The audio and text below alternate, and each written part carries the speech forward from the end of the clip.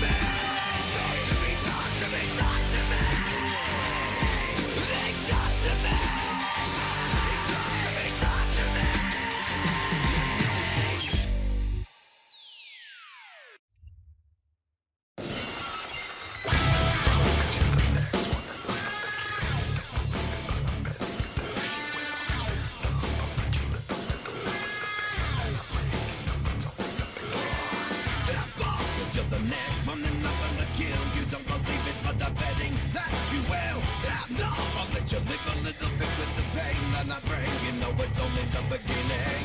Step up, cause you're the next one, then nothing to kill. You don't believe it, but I'm betting that you will. Stand up, I'll let you live a little bit with the pain that I bring. You know it's only the beginning.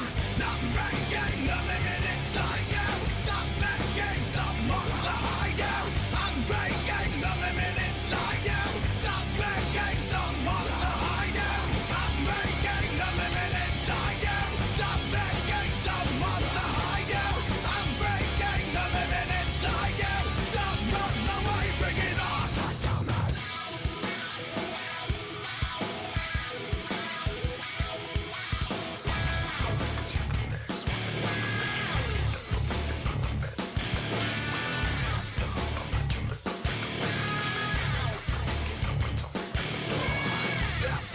You're the next one and nothing to kill. You don't believe it, but I'm betting that you will. Stand up, I'll let you live a little bit with the pain that I bring. You know it's only the beginning. Step up, cause you're the next one and nothing to kill. You don't believe it, but I'm betting that you will. Stand up, I'll let you live a little bit with the pain that I bring. You know it's only the beginning. Not breaking the limit inside you. Stop making someone to hide you. I'm breaking the limit inside you. Stop making someone to hide you. I'm breaking the limit inside you. Stop making someone to hide you. I'm breaking the limit inside you. Stop running away, bring it on.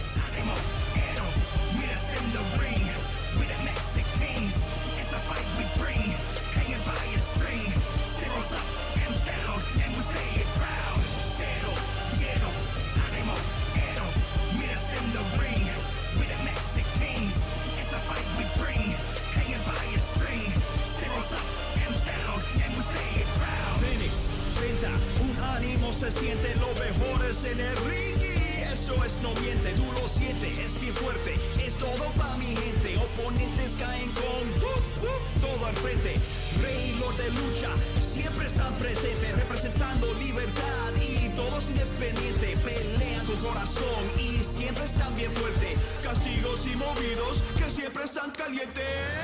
Cero, hielo, ánimo, héroe, miras in the ring, with a massive kings, it's a fight we bring, hanging by a string, zeros up, hands down, and we say it proud. Cero, hielo, ánimo, héroe, miras in the ring, with a massive kings, it's a fight we bring, hanging by a string, zeros up, hands down, and we say it proud. Enfréntate al ring y siente lo peor, cae como lo demás al pie de lo mejor. En la lucha no importa si es estilo americano, vas a conocer lo mejores y si son mexicanos.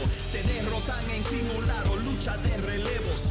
Vas a conocer que los rudos son los buenos, te atacan por el aire o con llave rendición. Vas a tener que pedir una bendición. Cero, hielo, ánimo, héroe, miras in the ring, with a massive kings, it's a fight we bring, hanging by a string, zeros up, hands down, and we say it proud. Cero, hielo, ánimo, héroe, miras in the ring, with a massive kings, it's a fight we bring, hanging by a string, zeros up, hands down, and we say.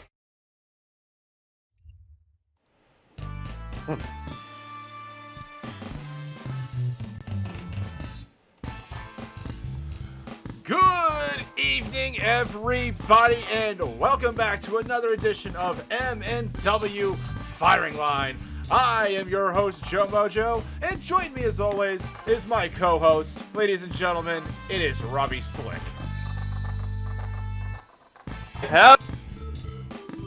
Good to be back. Good to be here, and good to get on the roll with the show. Most definitely, we have we actually have a whole lot of show to go through. A whole lot of MNW happened. We have the C101 kicking off on Warzone. We also have the beginnings of the Doomsday Trios tournament. And Robbie, I'm not gonna lie to you, I am super excited. I mean, I'm excited for a lot of these of a lot of these shows going forward, but this one, oh man, this has been a fantastic weekend. Oh yeah, no, most certainly. Honestly, I've been so pleased with the events that have occurred, and just to be fair, I mean, woo, baby, it's gonna be looking nice. Can't wait to see the rest of the C101 and the Doomsday Trios tournament. Alrighty then, before we get into it, Robbie, what are some of your were those some of your opening thoughts, or did you have more to share? Oh no. I think everybody knows what I'm all about.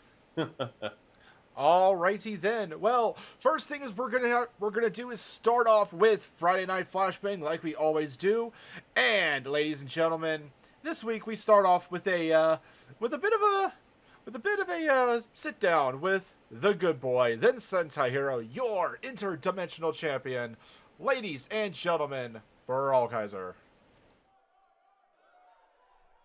Well, you know what they say.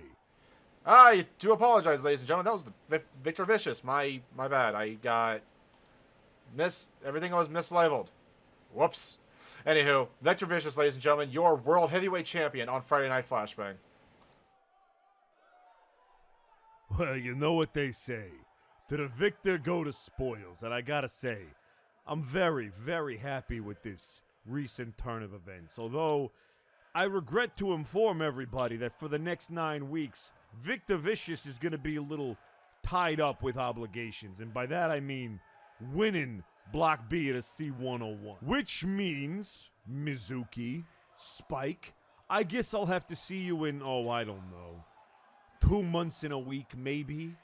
Then again, when I win the whole thing, I'm going to go have to trounce that little robot boy Zako Duo. So it might be more like 3 months. Who knows really when you think about it. But while I'm gone, Hutch, Nitzig, it seems like the tag titles are on hold as well, which is unfortunate. But when we get our opportunity after Hutch kicks Kuso's head in, by the way, I'm going to do something similar, you two find yourselves a partner and go bring Doom's titles to the cartel too. I wouldn't mind some Trios Championship gold, if you know what I'm saying. Because the way Oh, Mr. Vicious, so good of you to come out here. Just the man I was hoping to see.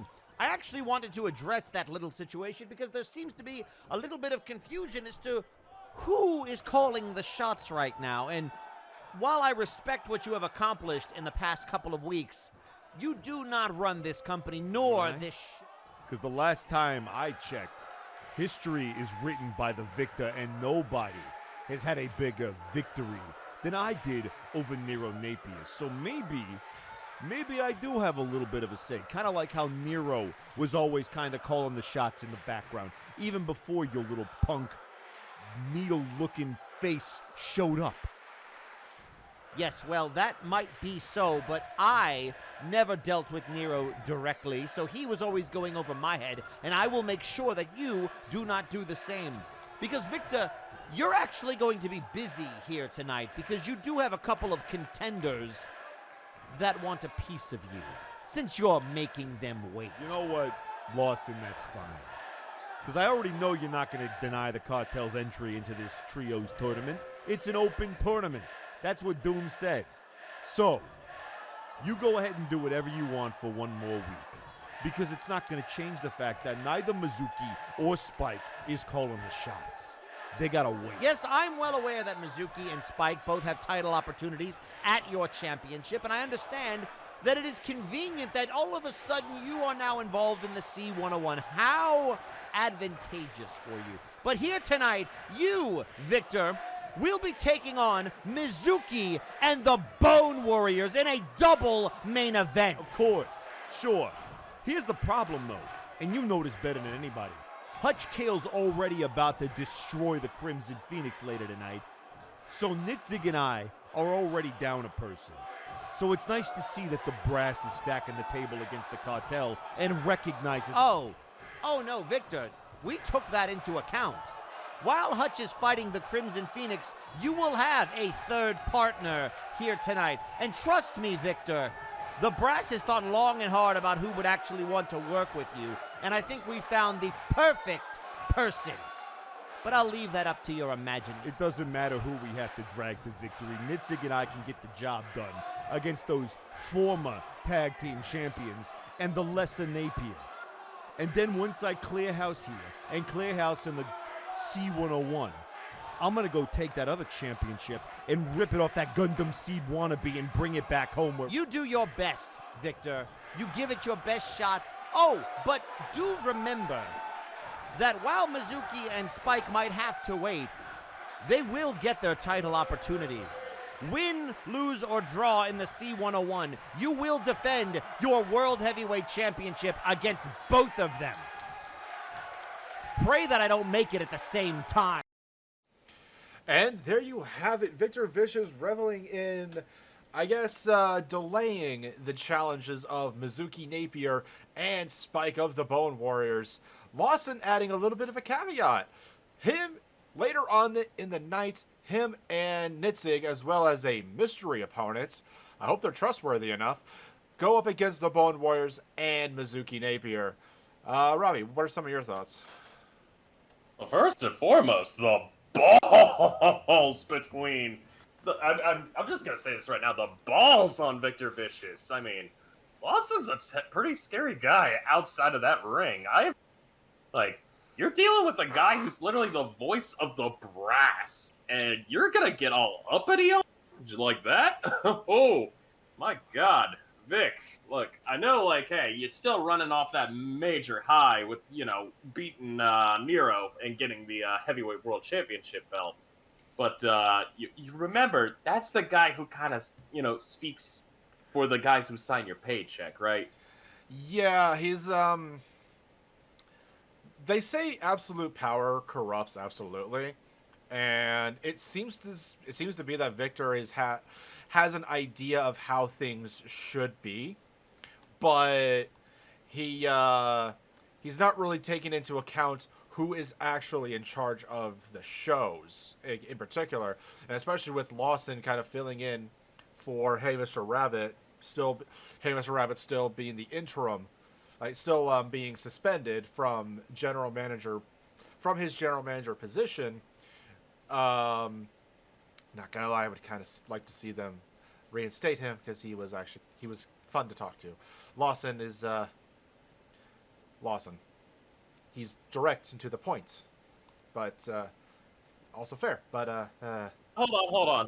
No. Before we go any deeper on that, let's play Lucius's advocate here, especially considering the fact that Lawson. I mean, look. He's direct and to the point. Let's be real. People like that, especially whenever it comes to saving time, saving effort. Don't get me wrong. I love Mr. Rabbit, but just something about that snark from Lawson just adds a nice little pizzazz to it all. I will give Lawson this. One of his, I guess, unbeknownst to him, one of his pet projects was the rise of the good boy, the Sentai hero Brawl Kaiser. You know what? Fair point. I will concede to that. Indeed. Without him talking to Lawson about getting off the Schneid, I don't think he would have gotten the monumental push that he had. I don't know. There's potential that he could have, but granted, I mean, I think at that point it was fate being accelerated. Oh, most definitely. But speaking of people accelerating their fates, ladies and gentlemen, we have the MNW patented showcase for Flashbang to go over next. And we begin with the curator representing the guild. Each member of... We got Cool J Kyo representing the Cyberbots. Each member of this showcase is representing a bigger team as well. We have El Toro Azul of AAA. And then we have Fuck Him Wang of Fabulous.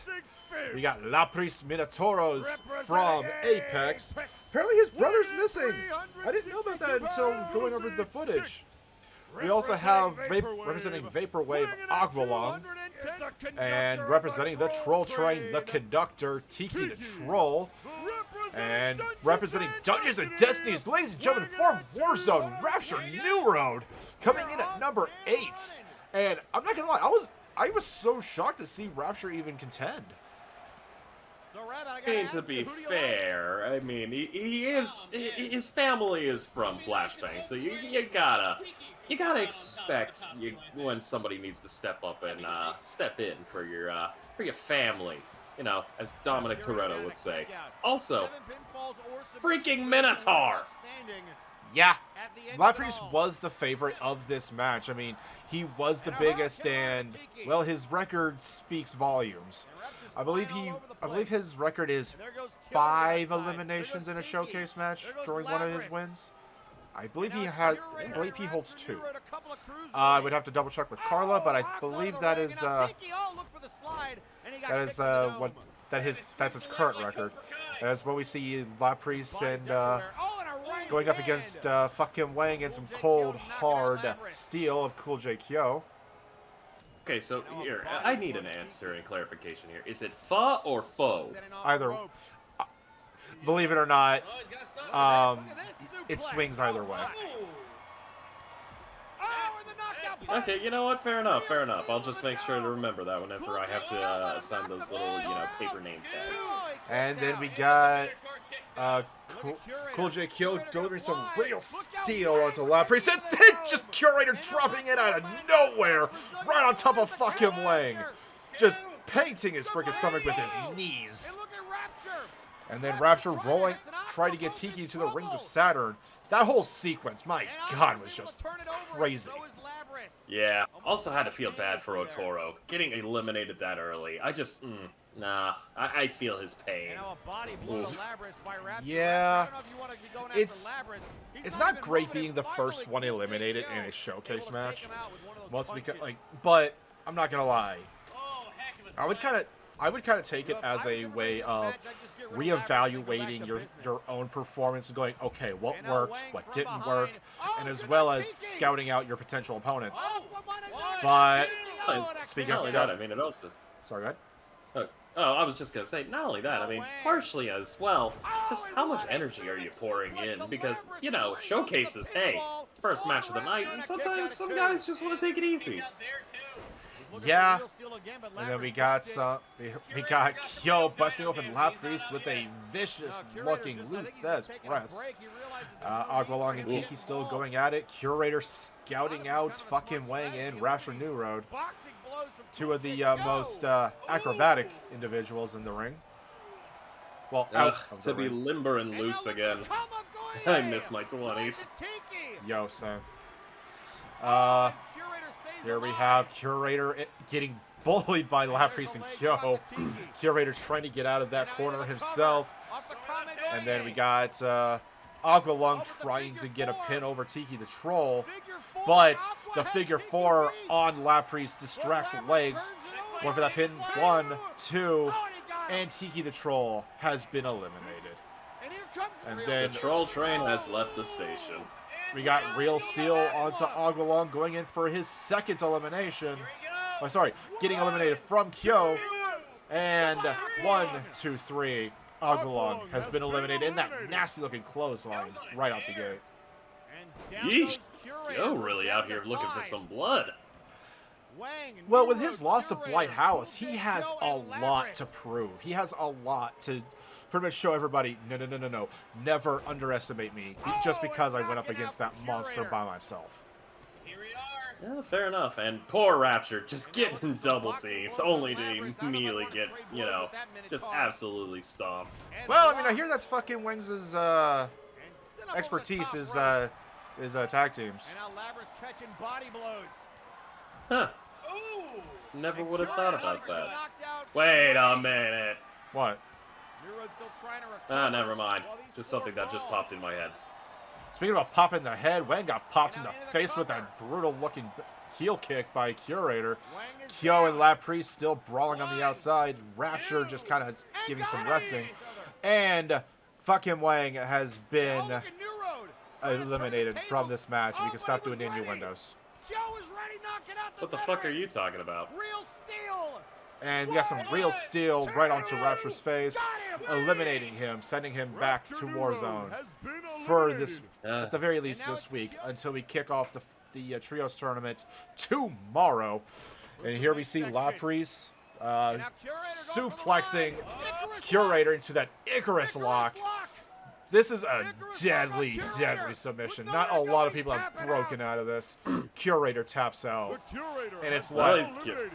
Yeah, poor Curator. He was definitely not getting out of that. Just especially after getting like that. And the final two, Cool J Kyo, the battling boxing bot, up against Laprise Minotauros, the Minotaur of Apex. And just a brutal looking gut punch, kicking him off to the side. Kyo has not forgotten about Blighthouse whatsoever, dragging Laprise into that Dragon Sleeper. Just retching out those horns. I mean, you gotta remember, like, you just saw Laprise literally fly from, like, gut punch, which means, like, Kyo's got some serious hidden, like, springboard action in his freaking fist. Like I mentioned last week, he's got, he's probably, it's all circuitry and whatnot, but he has that heart of a warrior. He has that drive that says, no, I have to do better. I have to be better. The self-upgrade features. I wonder if he can pass the Turing test. How about the fitness ground Panzer test? You can't see him in a right hand. The Kyo always knows where it's going, because it's going into the direction of you, and that direction leads to pain. Anyway, we actually do have Kyo throwing Laprise back into the ring. Laprise playing possum, kick right to the dome, float right over Laprise, and then bam! Float like a butterfly, sting like a robot. Nice little rest hold, just delivering those elbow strikes straight to Laprise's forehead. Mess with the bull, you get the horns. Mess with the bot, you get the beatdown. And he gets stretched into that Dragon Sleeper. A little reminiscent of Nero's Coil. Laprise probably been put in that hold one too many times during practice. Gets right out of it. And then, boom, caps release suplex. Suplexes. I will never, ever get tired of those. And if ever there were a day, know that that day is a bad day. There's so many ways to just suplex somebody, especially with Laprise's Icarus lock. Suplexes you straight onto your back and then locks your neck and shoulders in. It just wrenches at them. Could you imagine if Laprise was up on the third rope, immediately like backwards flung suplex you, and then immediately did a dive body slam? My spine hurts just by thinking about that. Well, if your spine hurts, I know a great chiropractor. But in the meantime, talk about somebody's bones getting absolutely wrecked. Here, Laprise. Real steel out of nowhere captures the win over Laprise Minotauros. Ladies and gentlemen, your winner and his second showcase victory, Cool J Kyo. Yo, Kyo, you should be very proud of yourself right now. Oh, Kyo. You beautiful, beautiful bot. I swear, these underdog stories make me want to cry. I know, and much like the rest of this show, that showcase was only the beginning. Every single one of those competitors was representing a member of a trio, representing somebody who was in the tournament. One of those question marks we can definitely check off, especially with fucking Wang being there, so we know that Kalman and Sugarfoot Irons is going to be in that tournament. Ooh, really nice. I can get behind that. Yeah, I would love to see Sugarfoot again. We have not seen him so much, and I'm not gonna lie, the audience has been a little it's felt a little empty without that gorgeous man there. Yeah, man. Kinda wish I had his face. I kind of wish I had his hair. Hair's nice too, but you know, It's I very can well, do. it's I like very my well pop. kept. Oh, okay. So double checking my notes here. Yeah, Fabulous was actually one of the listed teams. So we still have 1, 2, 3 teams who are unknown, and one of which I believe was revealed later today. But their partners are a bit of a mystery themselves. Coming up next, though, Oh, much mystery. so much mystery, and Enigma's not even on the show yet. But coming up next, we have a triple threat match of Matrix, Lionel Matrix of the Grand Equation, showing off a new Titantron. I'm not gonna lie, I popped hard for this. Yeah. Weighing at 242 pounds. Right. And here comes And- the Luna 13. And, representing Honor Bound, we There have we Del are, Luna Del 13, Luna! 13th in his line. This is a little loud. Big man. And representing Oh, House yeah. Caliban, Christopher Caliban, a.k.a. The Creation. There And we go. Robbie, you had You know- you had a comment Getting right when after we were No, going no. over the footage I think last the week? wiser Yeah, of the no, two. it wasn't Oh, me. we I all just wanna saw on drop Twitter into that Matrix. some dingus This is the apparently third called experience this of the guy's Luna entrance all over the a world. Malachi Black And we're ripoff. lucky to have And him on honestly, Friday nights. poor that guy. He's probably gonna get buried. He's probably going to be thrown up And look at against that a snap suplex 1,000 into a walls. cover and a kick out. Because Uh, look at the Here Creation. comes Matrix, He could, clothesline, it just, backing up the Creation, but again, still on his feet. he's a pleasant, You know- Right hand. he's a pleasant individual to talk to, very learned. I mean, his father is a mad scientist, so I'm not gonna. yeah, you're expecting a good education at least. Oh yeah, very well spoken too, but he is just Oh, so and a knee fucking right to the intimidating. face. Okay, so real talk here, real talk. Does this guy have health insurance, or does he just like, DeLuna! I don't know, Tossed like, over the is top he gonna ropes and build a hit the- bear, build a body? And now here's DeLuna. Seriously, I believe those are Got questions caught. that for Right hand Caliban. locked. DeLuna, And, right hand. I'm not asking And a Caliban, are you crazy? clothesline to Matrix. Goodbye. I mean, he's And now trying to again, steal the pinfall. the entire House Caliban Kick are out. very easy to talk to. I don't see why not. Yeah, I mean, true, but at the same time, I still wanna, you know, not potentially lose my spleen. Just watch what you're signing when you're going in for your of a 6 monthly headbutt. checkup. And now shooting him in. You see, Off this is the why I leg. prefer going to the other doctors. And breaking it up. Yeah, but here we going back into the match though. We got the And a Creation neck breaker to Matrix. delivering a neck breaker onto Lionel Matrix. Luna taking a Poor bit of time Matrix. to relax. Yeah, poor Matrix. Yeah, Now just, Creation with both I mean, feet like, down, an a opportunity to neck catch breaker the from break. the Creation, honestly, I consider that to be lethal right there. I'm telling you. Yeah, it takes a Especially lot to with survive that the head wound Creation, he's sporting especially now. with his Matrix and DeLuna Wheel both of up. Pain Oh, and backbreaker Creation finisher. too long. Lionel getting Went right after back DeLuna, up, but and Matrix DeLuna came from taking the behind. opportunity Look out to just here. deliver a neck breaker of his own. Reversal Ah, and then Only to then get slammed into the freaking ring by the Creation. And boy howdy, if it weren't for the fact of that little burst of energy, I'm pretty sure he would have gone down like a sack of potatoes. DeLuna is a lot more resilient than a lot of people give him credit for. I mean, he's another one of the people. Sorry, another one of the individuals who went up against Kevin Blackwell and came out clean on the other side. I believe it was the last time they met in the ring was a tag match back at a previous breakdown. I want to say back in April. Oh, a GTS into a German. I think you are correct. I think it is April, but oh, I damn! can teach him that. That's amazing. Take him to church. DeLuna got 1, 2 kicks right out of 2. That's a new signature that Matrix was just kind of keeping in the back pocket, and it didn't. And now going after It Creation. registered, but it didn't go exactly as Matrix probably Towards the planned. ropes. It's setting him up over the top. Interesting. I Now wonder DeLuna what can else fly. He Matrix does has been this hiding well. up his DeLuna. trench coat? Right to the chest. Just that diving Meteora onto the outside from DeLuna.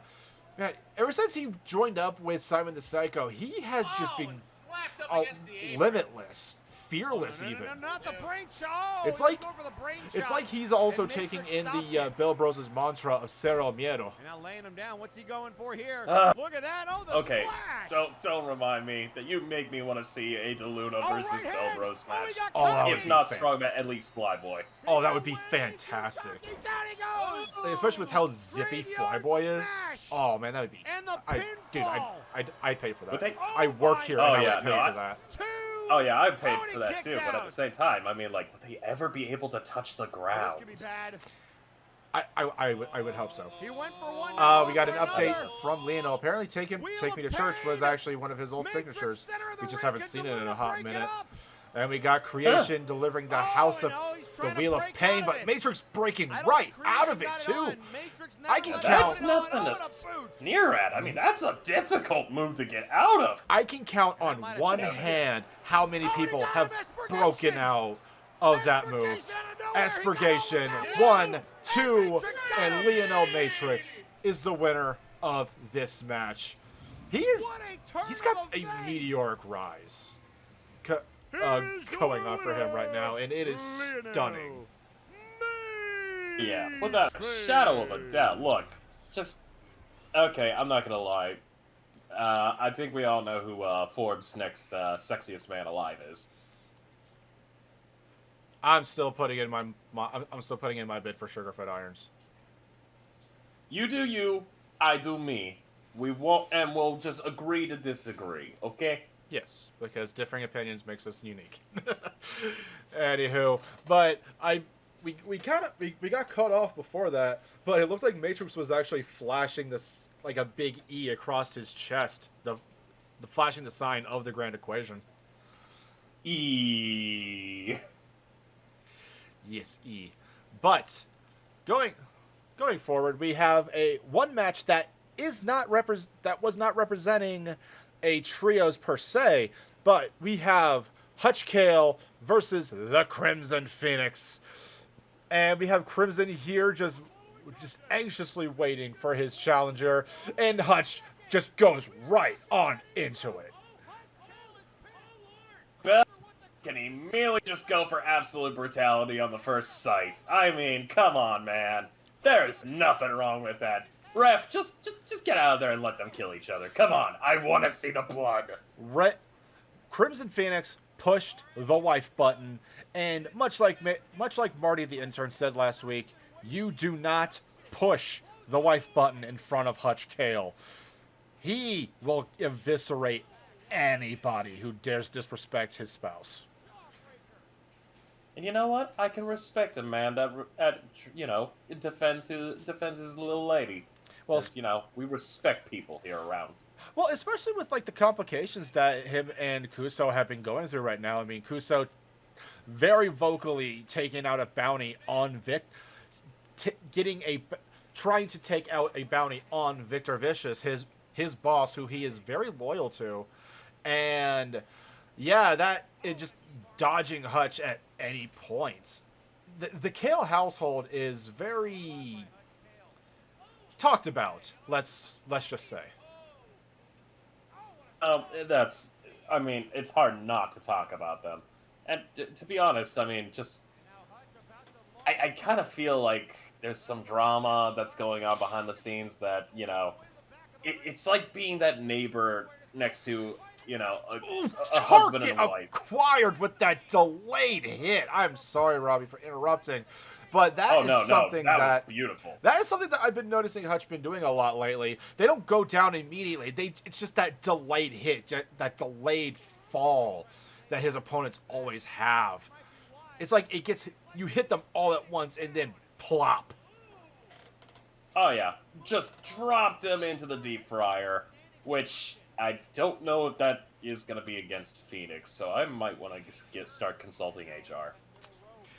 Yeah. I don't know if Anon knows any good counselors, but the Kales might need one. Do we know it? Wait, do we have a therapist? I hope so. Otherwise, we're about to enter, Marriage Issues, the musical. And last time I checked, I'm not dancing into that. Yeah, But speaking of dancing, I don't want to get into a Mandalorian dispute. Huh. Fair enough, fair enough. Because But still, just... yeah, You know, while we're giving praise to Hutch Kale here, we also gotta give praise to Phoenix. I mean, Bird is birding up, and they are going up to that top rope, ready to fly, come down, and boom! beak hitting armor 1, 2, kicking out right at 2. Crimson saying otherwise that it was 3, but he is fired up. He is on, like, he is feeling his inner flame right now. And also, Yeah, and then he was feeling blood. Also, I would like to mention, Crimson Phoenix was on a 3-match win streak. All 3 wins were under 5 minutes. This match went about 10. Double time. Okay, yeah, I can get behind this. And here we have Hutch Kale going up to the top rope. As he might be looking for, he's going to go for it. Combat roll straight onto Crimson's chest. Going for the cover. 1, 2, 3. Hutch Kale comes out the victor on this one. Not only winning the match, but also ending Crimson Phoenix's winning streak. When it came to this fire, he finally managed to put it out with a good old-fashioned stop, drop, combat roll. Also, I would like to make a mention that the last match that Phoenix was in was actually with Mizuki last week, and that actually did go more than 10 minutes. But then again, that was a tag match, so yeah. We're just gonna... We can keep it as a little treat. Just a little treat. But still, though, like, ending a streak like that, I mean, saying that Crimson was heating up would be a pun, and you know how I feel about those. But he was he was on fire in the figurative sense, and hell, if he would have won that match, I think he could have approached Lawson to go for the interdimensional title once that contender gets settled. Grim Reaper and Simon the Psycho still making their own bids, especially with Simon honorably accepting the open challenge a couple weeks ago, and Grim Reaper is, well, asserting himself into that particular situation. Look, man, it's a game of fourth-dimensional chess here. We're just the viewers, and while I barely understand chess as it is, I know when to recognize that some serious power play moves are being put in the background. So you know what? Let's go sit back, enjoy the popcorn, and watch the blood, teeth, and potentially bones fly. Yeah, speaking of teeth and bones flying, ladies and gentlemen, we have our next match. Wiley with the Omni Slayers, Artemis and Jagger Blackthorn going up against Ramund with Helix Sucks right behind them. And their third member is still unknown. I guess we won't know until either next week or the following, once the Trios tournament kicks off. Yeah. But you gotta admit, this is a really, really nice matchup. I mean, you got Death himself, you got the Dragon Wily, you got Ramund, a legend, and just, I mean... Do I need to say more? Well, we actually should go over their history. Ramund and Wiley face each other at the first ever breakdown. Wiley being teamed up with Doom and Ramund being teamed up with, I believe it was Pestilence Demon and Grizzly Adams when they revealed their new incarnation of Death. And, I mean, believe it or not, that was Dr. Grimm. Wait, was it Grimm? I thought, And I know Grimm was part of the Ascension, but... Grimm joined the new Four Horsemen as a representation of Death, and that faction joined up with the Faces of Fear to become the Faces of Fear's mega faction before that all dissolved back in 2020. Yeah, fair enough. I mean, granted, when it comes to mega factions, it's all good until everybody starts backstabbing each other.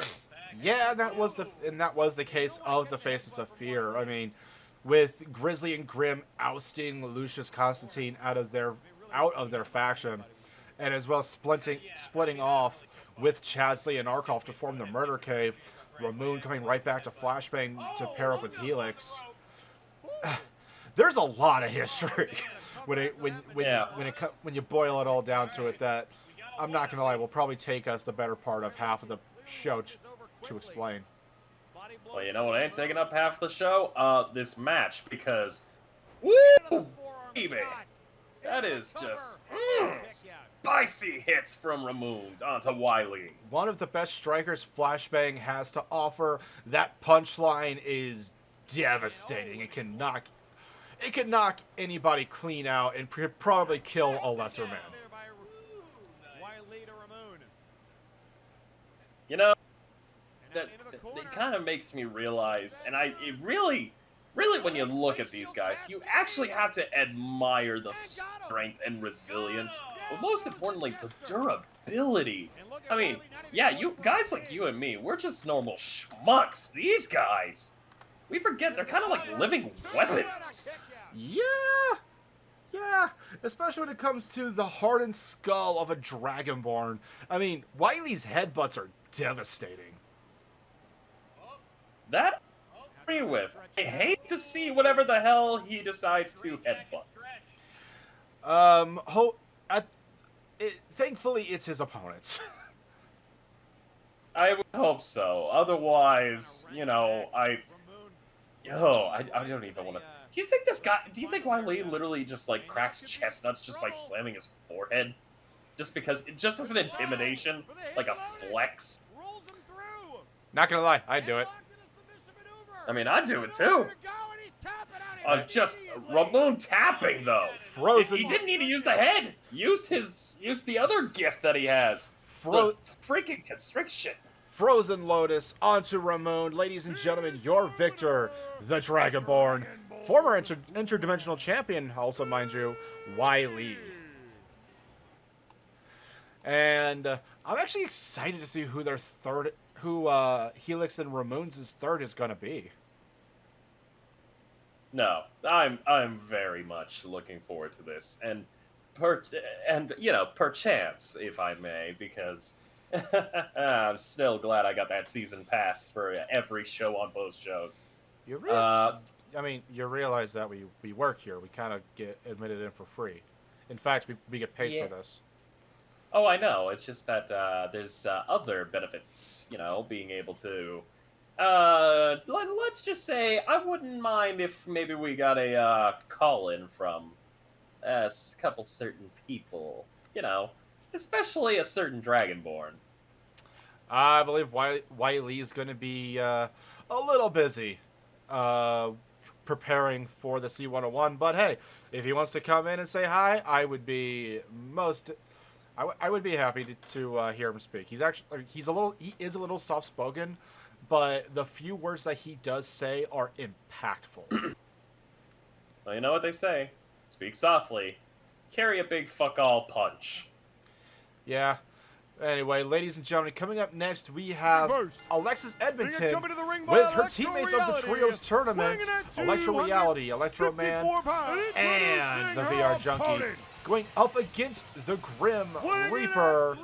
And I'm not sure if this means that Reaper is admitting himself into the tournament with the two unknown partners, or if this was a tune-up for a potential match against Brawl Kaiser and or Simon the Psycho. Here we go.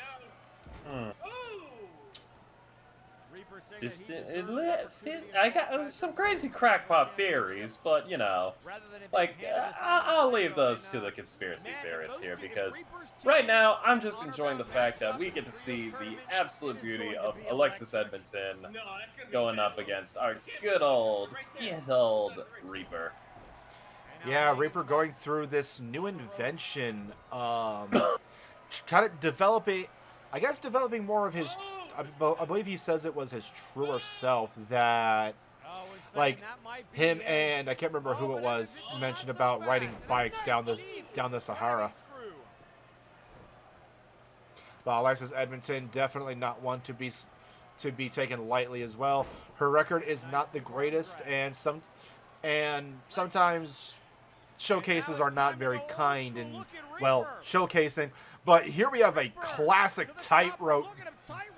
Reaper walking, delivering a vicious-looking strike right onto the back of Alexis Edmonton's neck. But still, though, Edmonton is one of the premier talent that we have on Flashbang, especially being a Flashbang original. Oh, of course. But, you know, never count Alexis Edmonton out. They could pull off some serious upsets. I mean, hell, look who they just came out with. Freaking VR Junkie and Electro Man. Two people who have managed to pull off some of the most impossible events. I mean, if I'm gonna put any money on any form of any underdog, it's gonna be Alexis Edmonton.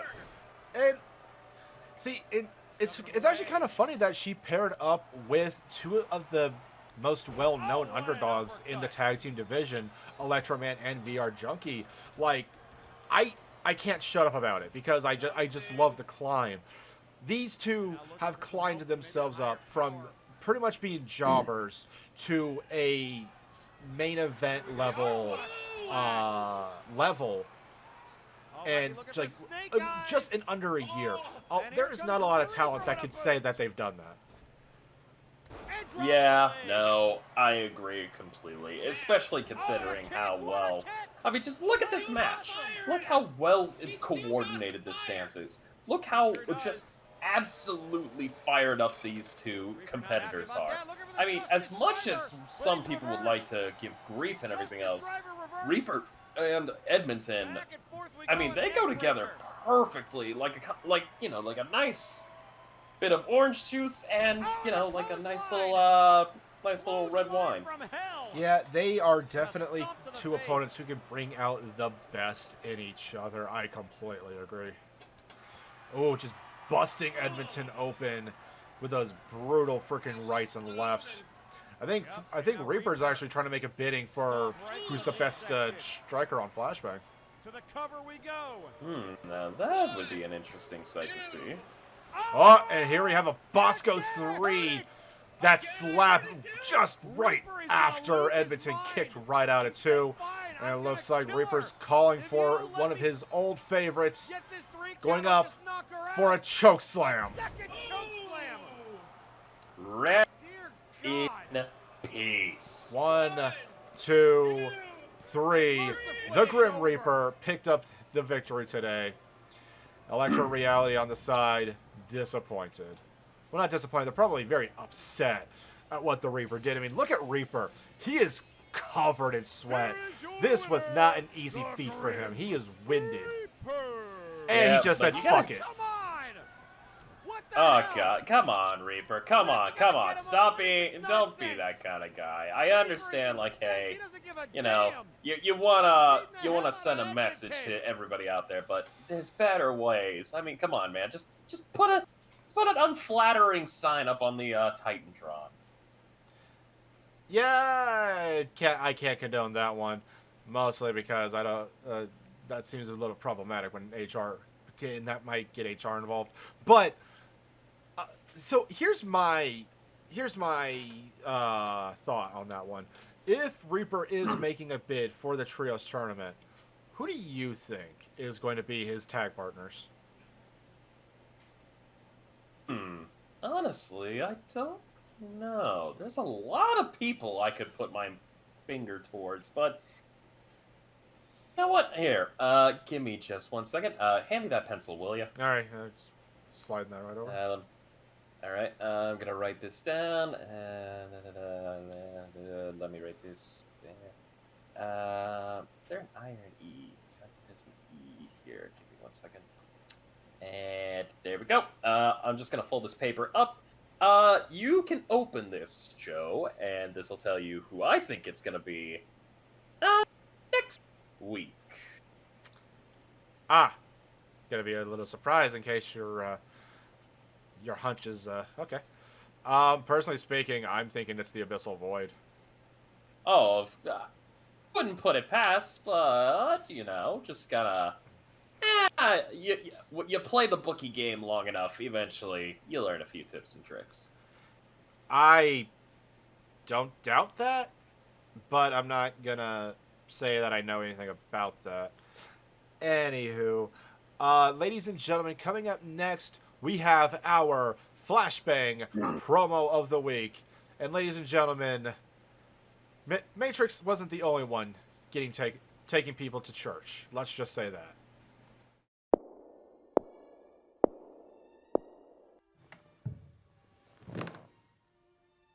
Forgive me, Father, for I have sinned. What are your sins, my son? The rage is building up again in me, Father. I just won the heavyweight title belt for Flashbang, yet I feel unsatisfied. I'm still called a coward, I'm still called a paper champion, and my faction is still disrespected. Please tell me, Father, what do I need to do? That, my child, is the Lord's way of telling you that your work is not yet finished. But what else must I do, Father? I already have the belt. I mean, there's got to be something. Wait a minute. There is something. The C-101. That's right. That's right. If I could win the C-101, I get another title shot. And if I get another title shot, that'll prove that the cartel is in charge of everything. Warzone, Flashbang, nobody will be able to stop us. But for them, that means I have to take from them. What do you plan to take from them? What do I plan to take? Father, you should know me much better than this. You know exactly what I have to take. I have to take everything. And going right back on into it, we have the Bone Warriors coming out. We have Spike, full-on voodoo child dress, addressing the audience with that skull necklace. His tag team partner, Big Bad Burden, with their partner of this trios match, representing Apex, Mizuki Napier, going up against the Cartel, Victor Vicious, and Nitzik Gunk Gobbler, with their surprise tag partner, Semjax, representing the Conquest Bloodline, Mr. Money in the Bank.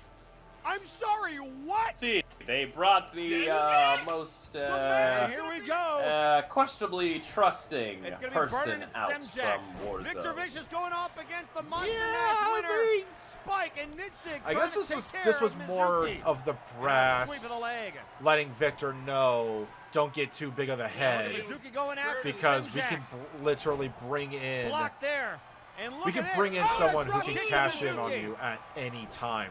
Because as far as I Semjax trying to remember, break that up that and Mega Nitzik Money in the both Big right at Bank it. is not only good for the MNW World title, but for the World Heavyweight Championship as well. The way it works on Warzone, there's money in Oh, the bank. I and there's forgot. money in Wasn't the it? bank. Because I remember, didn't when it came to the lesser version, the Money in the Bank, it was Citra King who cashed in on Wiley. Citra King cashed in on Earl King West. Ah, forgive. It's memory's just been ugh. You know. Oh, that's even more terrifying.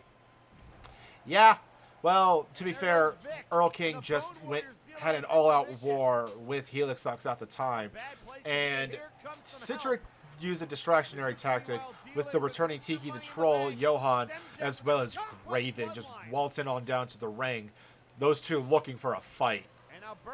But back into the ring here, we have the former tag champions of the Bone Warriors going up against Nitzik and Victor Vicious proper, with Mizuki going up against Semjax, biting at the vampire of all people.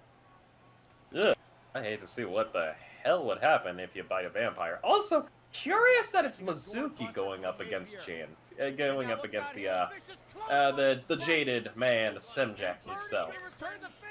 Yeah, I mean, I think it's mostly to be a statement. I mean, not only is Semjax Mr. Money in the Big Bank, but he is also in Block B of the C-101, along with Victor Vicious, and I guess she just wanted to test her mettle against someone who Warzone is pretty much presenting as one of their main headliners. That makes sense, especially all things considered. Plus, I mean, considering the dynamic relationship between Mizuki and her husband, Nero, you gotta be there to kind of step in between when there's a potential usurper. I mean, I'm not really sure what you mean by usurper when it comes to Apex. I mean, at least everybody in that faction wholeheartedly agreed the Napiers are the ones in charge. Oh, no. I'm just saying, like... Oh, you meant for the title. Okay, I apologize. Yeah. I apologize. I am everywhere, apparently. But yeah, I completely agree, especially when... I mean, in this case, Semjax is an invading force. He's pretty much the third... what was my train of thought on that one? He is the third factor when it comes to who's challenging Victor next. And Semjax could literally challenge Victor whenever, at any point of the day. Makes me think a few ideas on what Semjax might really be planning. Granted, I mean, I wouldn't mind seeing the Vampiric Lord here going after the World Championship belt from Victor Vicious, but I feel like that would just be a disservice to Semjax. On top of that, let's be honest, there's just too much writing as well from Block A and Block B. And do you want flashbangs or do you want war zones? And yeah, well, don't get me wrong, I'm always gonna root for Victor Vicious and everything else. But I feel like there's a little bit more of a personal vendetta if Semjax were to cash it in on, say, Zako Duo. Yeah, just a bit. I mean, there's a bit more history, and it would be a bit more meaningful to take it off of Zako. But I'm not gonna lie. What would you think about, like, if Semjax cashes in on Victor Vicious, winning the World Heavyweight Championship? I think that would mean the Conquest Bloodline would be coming to Flashbang. Wait, hold on. If they go to Flashbang, I mean, isn't there a law of equivalent exchange where something comes to Warzone? I believe so. That would definitely be a fair trade, one faction for another, or at the very least, 4 wrestlers for 4 wrestlers. I'm not gonna lie, I've got a lot of ideas that can come through right now, and each of them more terrifying than the last. Well, and here we have a pin attempt onto Nitzig. Spike picking up the victory on Nitzig Gunkgobla. Your winners, the Bone Warriors and Mizuki Napier. 2 #1 contenders for Victor Vicious's World Heavyweight Championship. I almost said Nero's. Like 400 plus days of saying Nero the world champion left a bad habit. Nah. It's that memory input. But honestly, as much as I wanted to give credit where credit's due, I mean, the cards were not stacked in the cartel's favor. I mean, yeah, you got Mr. Money in the Bank, you have the World Heavyweight Champion, and you got a beast like Nitzig. But you've got the literal wife of the former Heavyweight World Champion who, in her own rights, could go after that belt her own self, and the former tag champions who have held their belts for a whole year. See, the Bone Warriors actually played it very smart, where they isolated out the more well-known team, and especially with Victor Vicious literally staring at Semjax the entire time, like pretty much not knowing, okay, is he going to cash in on me now, or is he not going to even bother? Like, Victor had his head in 5 different directions, and it did not mesh well. It did not go well for him. But with that isolation, the Bone Warriors were able to take out Nitzig no problem. You know what? Fair. I could get behind that.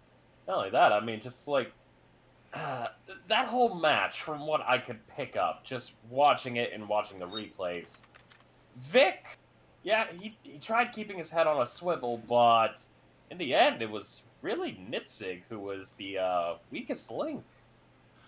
I would not discount Nitzig at any point, at any time of the day. He is still one of the biggest, baddest, most brutal individuals that Flashbang has to offer. I mean, the guy was literally a part of he's called the war boss for a reason. He is of his tribe, the biggest and the baddest, as well as being a Blood Bowl player, which has a very high mortality rate. I know that you know all about that. Look, you get caught up in one too many Blood Bowl gambling rings, eventually you're gonna see some blood. Okay, that wasn't what I was talking about, but please disregard that. I did not say anything, and anyone who dares quote me otherwise, you will hear from my attorney. I mean, it's not like we're on the internet or anything, live, and this is being, recorded for YouTube. So, again, totally. still on the internet. Yeah, totally. We could get it edited out. I swear we'll find somebody who can do a little snip. You realize I edit these, right? Yeah. So again, you're gonna cut out certain parts. Right, buddy? Wink, wink, nudge, nudge. Don't look underneath the table. The flub in the beginning, maybe. But, ladies and gentlemen, this means we are heading into our main event, which is a tag team match representing the other 8 competitors of Block B, starting off with Jack Andrews, one half of the tag team champions, the Mad World, Kuso Kale, one half of the Warzone Unified Tag Team Champions of Shoot Nation, Devin, as well as their last partner, the Interdimensional Champion, Brawl Kaiser, going up against the Chocolate Zombie, Graven Allen, the Homicidal Suicide Gemini, and we have Michael Macabre and the Night Reaper Zerakis, 2/3 of your trio's champions, Doom. That was a mouthful. I'm surprised you were able to say all that without dying. My throat is dry. I'll be right back. Goodness. Yeah. Well, Joe Mojo is getting a drink. Let's drink in the sight that is currently before us, ladies and gentlemen. Just watching this absolute spine breaker. Just bending him Batman Bane style, flipping him over, only to tell him, get the hell off me. And then getting kicked in the gut. Ugh. Seriously, how do you people take gut kicks? I can't even take a gut punch, let alone, like a gut check. But anyways, coming in, tagging in, Suicide Gemini, and Gemini is looking to have a little fun. Of course, getting thrown into your own, and then headbutting your own. Wait, no, I forgot, Gemini's not on Devin's side. But Devin definitely giving the Flashbang welcome again to his former Flashbang colleagues. Because I remember, if I'm correct, it was Devin and Jack Abbott, as well as, actually, no, it would have been Suplex Sam. Back during the olden days for Flashbang. Most definitely. Suplex Sam, Devin, and the Scorpion Jack Abbott of Suplex Sam, formerly of Shoot Nation, were on the Flashbang's first show, so I guess you could call them Flashbang Originals, even though they were on Warzone for a spell. I'll still keep them on Flashbang as the originals. Besides, this is a welcome party. A homecoming, so to speak. I would agree with you. We got a butterfly suplex trying to be delivered onto the Black Prince. Suicide Gemini getting right back out of that. I'm surprised that Suicide even agreed to be a part of the C101, especially with his, I guess you could say, penchant for trying to challenge Nero. I mean, he challenged him for this week's show, or at least the answer would have been for this week's show, but maybe I think this is trash. the Brass's way of Hold it trying up to there, and delay then he Suicide goes. Gemini for a little bit. Right into the spike pit. He was trying to end it quick. Yeah, Now, you know, I like just ran over him with that kick. at times I wonder what goes on through Gemini's head, but then I remember I was a sane man, so I'm not going in there. Yeah, same. No, I'm not. I don't want to even get anywhere near. Like if they had to make me pick between, I don't know, Brawl Kaiser or okay, that's a bad example because I would love to go through Brawl Kaiser's head. That's an innocent being there. But like literally anybody besides Suicide Gemini. I don't want to know. Ooh, did you see the point on that kick? Well, you may not want to know, but you do want to know. What set off Devin to get a lot more aggressive? Well, I mean, it's like you said earlier. This is a welcome home, so to speak. This is a way for him to reintroduce himself to Flashbang, and what better way than to just demolish people? I mean, that makes sense. Yeah, it's it's so weird seeing how Devin has come so far in such a short time. I mean, talk about a literal dark horse. Like the last time I remember him being like super prevalent, that was back in his Nakamon days when he was still like a flunky with Trashman Jones. Yeah. Just assaulting Devin as he went for I guess STF. parts of. I mean, And Devin says, he's in a position to where if he does well, he can challenge. Oh God! Shoot cutter right onto Graven. A shoot cutter. Shoot cutter from Shoot Nation himself. But like, I think it's more or less like he's in a position to where he has an opportunity to become a double champion. So I mean, he has to come in. there. He has to come in hard. He has to come in fast. Shotting off the rope.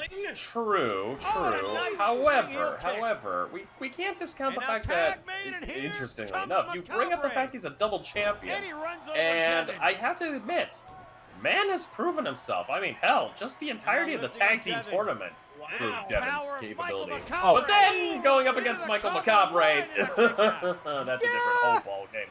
I mean, it's odd when you see a champion versus champion fight, but And now into the corner. a situation like needs to this make a actually tag. would favor And he does. Devin Here comes the because this is a individual more champion. structured Here tag comes match Brawl as opposed Kaiser. to a tornado look at this. tag Devin that sets it Macabre up. is used to. Oh, the Samoan drop. Setting him right up for that elevated Samoan drop onto the Harbinger of the Apocalypse. And now Macabre. And just up, picking him and up with down goes ease. Kaiser. The strength of that man.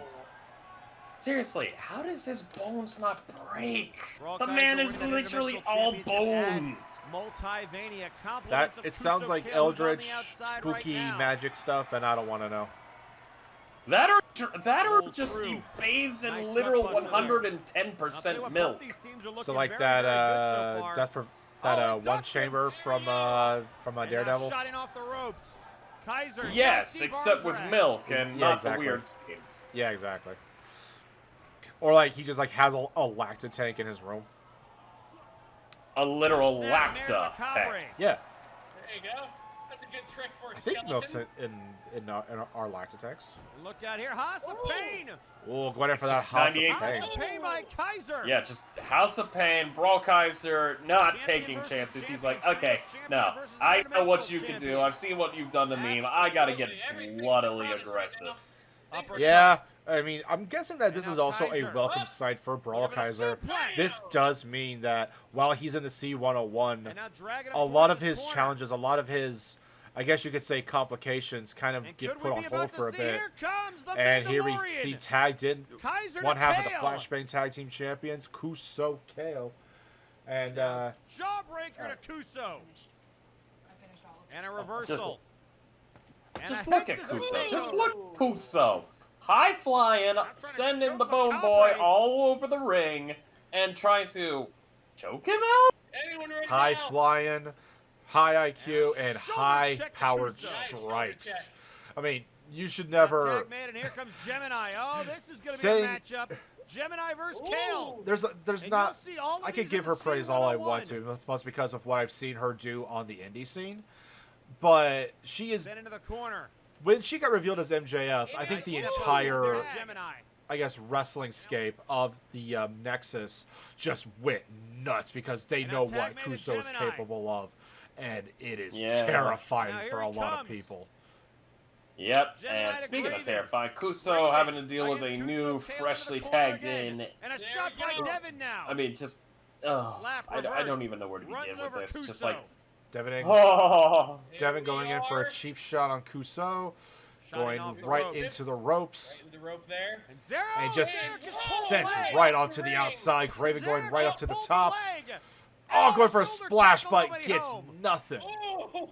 yeah, I heard poor that Graven, from poor here. Graven. This is that high IQ I was talking about when it comes to Kuso.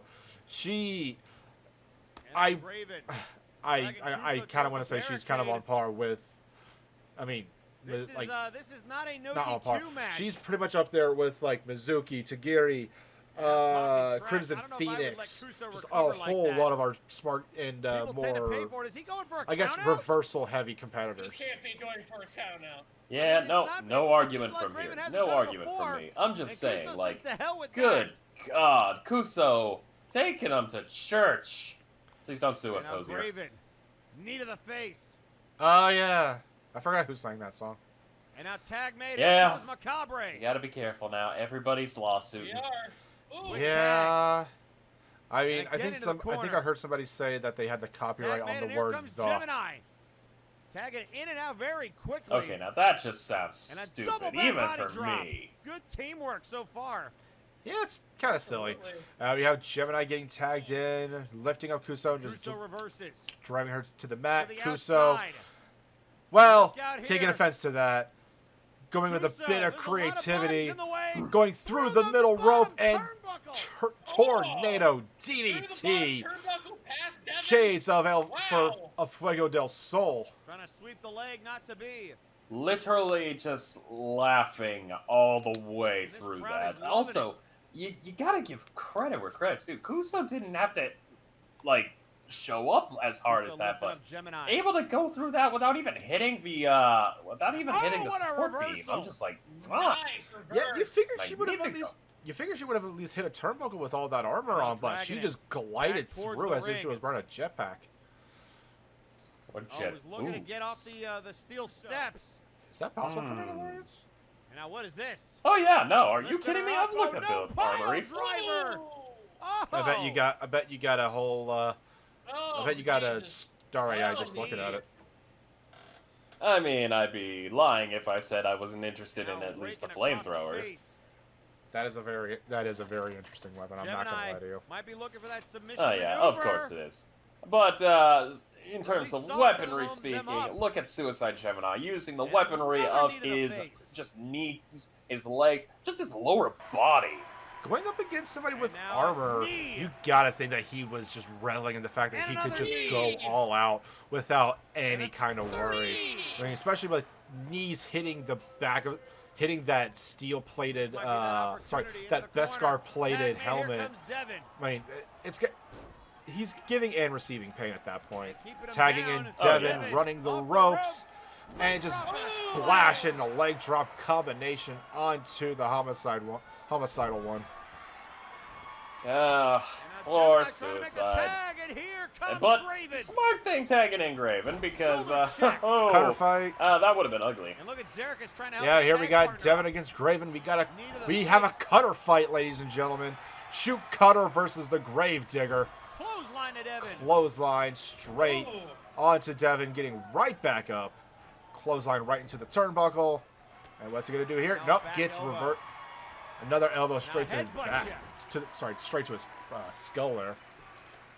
And setting himself up, Graven's preparing turn. for his good old signature. Grave And Digger.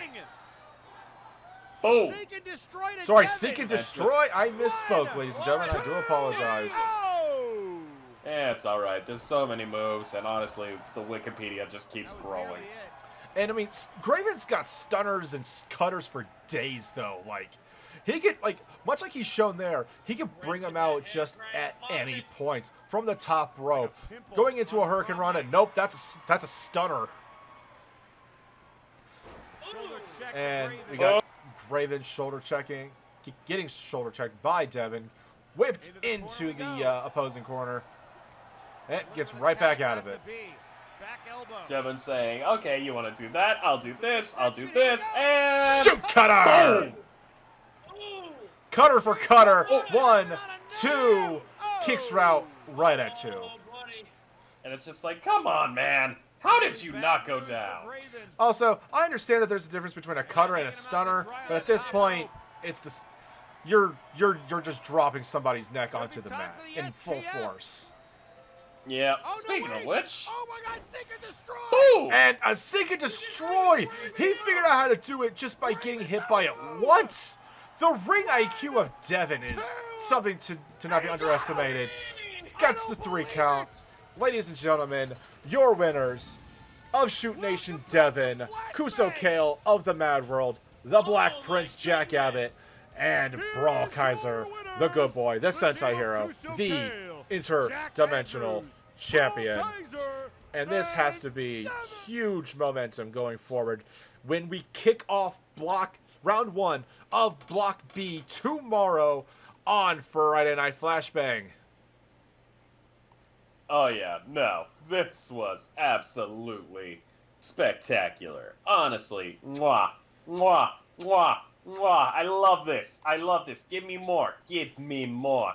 Give me more. Well, tomorrow you will be getting the round 1 matchups. We have Devin versus Kuso Kale, Mako Macabre versus Jack Andrews, Suicide Gemini versus Brawl Kaiser, Zerakis versus Semjax, and finally, Graven Allen versus Victor Vicious. All that tomorrow at twitch.tv/EdwardBosco at 8 p.m. Eastern Standard Time for Friday Night Flashbang. So, Robbie, what are some of your final thoughts before we get into our moment of the week? Look, I'm just gonna say this right now. If they're coming in with that kind of force for the C-101, I mean, let's be honest. Block B, as much as I'm a huge fan of Warzone, Block B might actually potentially surpass Block A in just terms of the absolute insanity.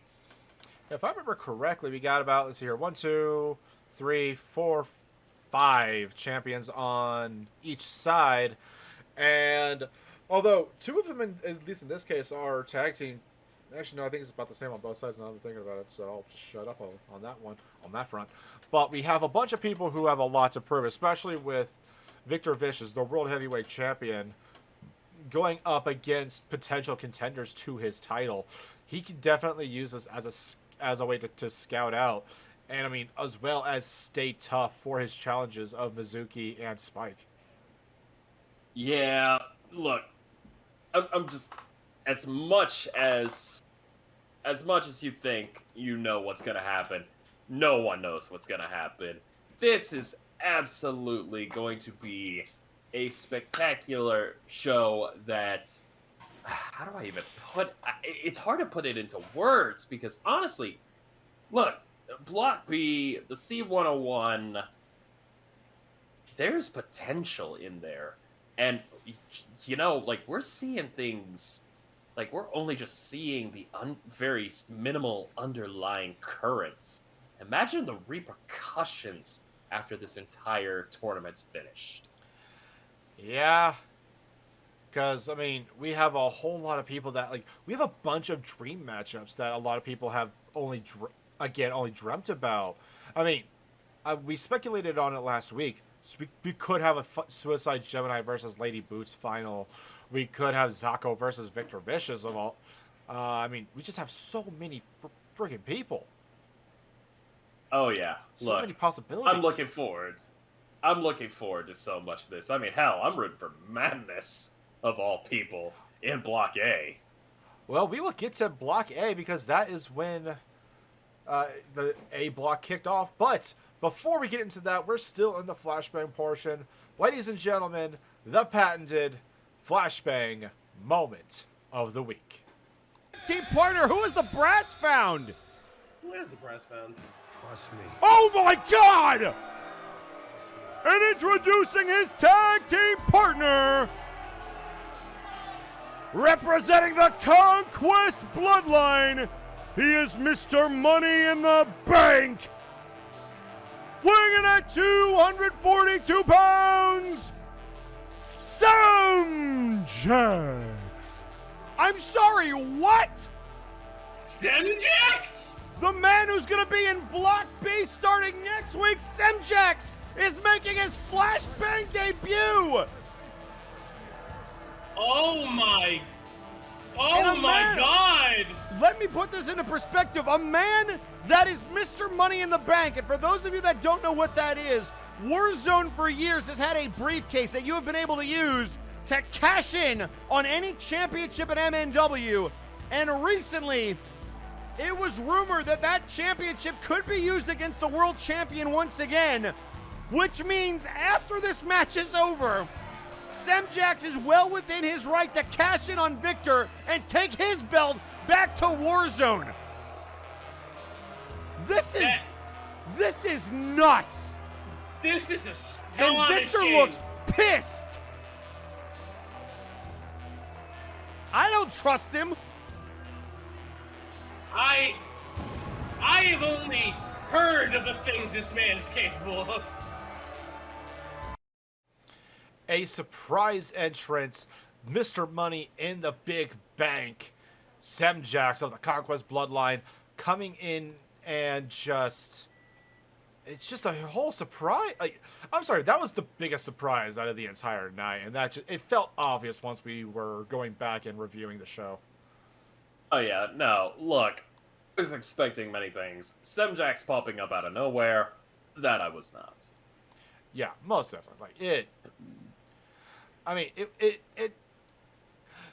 The previous Flashbang was a showcase of not only those in the Trios tournament, but a big showcase of Block B and what a snippet of what these individuals can do. And frankly, I cannot be more excited than what's going to be happening tomorrow. Goodness gracious. Also, Why can't it just be tomorrow already? Also, Robbie, looks like you got a little shout out on social media from the Madness. Hey, awesome. Perfect. Follow you on Snapchat, Instagram, and Twitter. Oh, yeah. Oh, speaking of Twitter, actually, we got a bit of an announcement before we get to the call out this week. Ladies and gentlemen, if you look up Multiverse Nexus, we actually have an official Twitter account. So, yeah, please check that out at Multiverse Nexus. Apparently, Madness also says be sure to follow his TikTok. I can never understand. The hell's the TikTok? I don't know. I can never My daughter likes it. I don't understand it. My wife likes it too. Again, I don't understand it. Ugh. Too many social media platforms. Tell me about it. Remember when it just used to be like one or two? And now everyone has... I remember Yahoo. You know, I remember Yahoo email. Yeah, I still have one. I'm old. Anyway, so ladies and gentlemen, as we put Flashbang to bed with those our final thoughts, we head into our midway segment. Ladies and gentlemen, we have the call out. Sorry for the interrupt, gentlemen. But tonight, it's my show. Hello there, Multiverse. The name's Crazy Steve.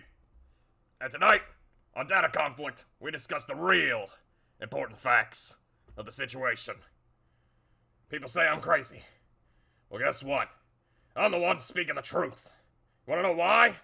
Because I don't speak these lies that keep getting perpetuated by the brass or other places.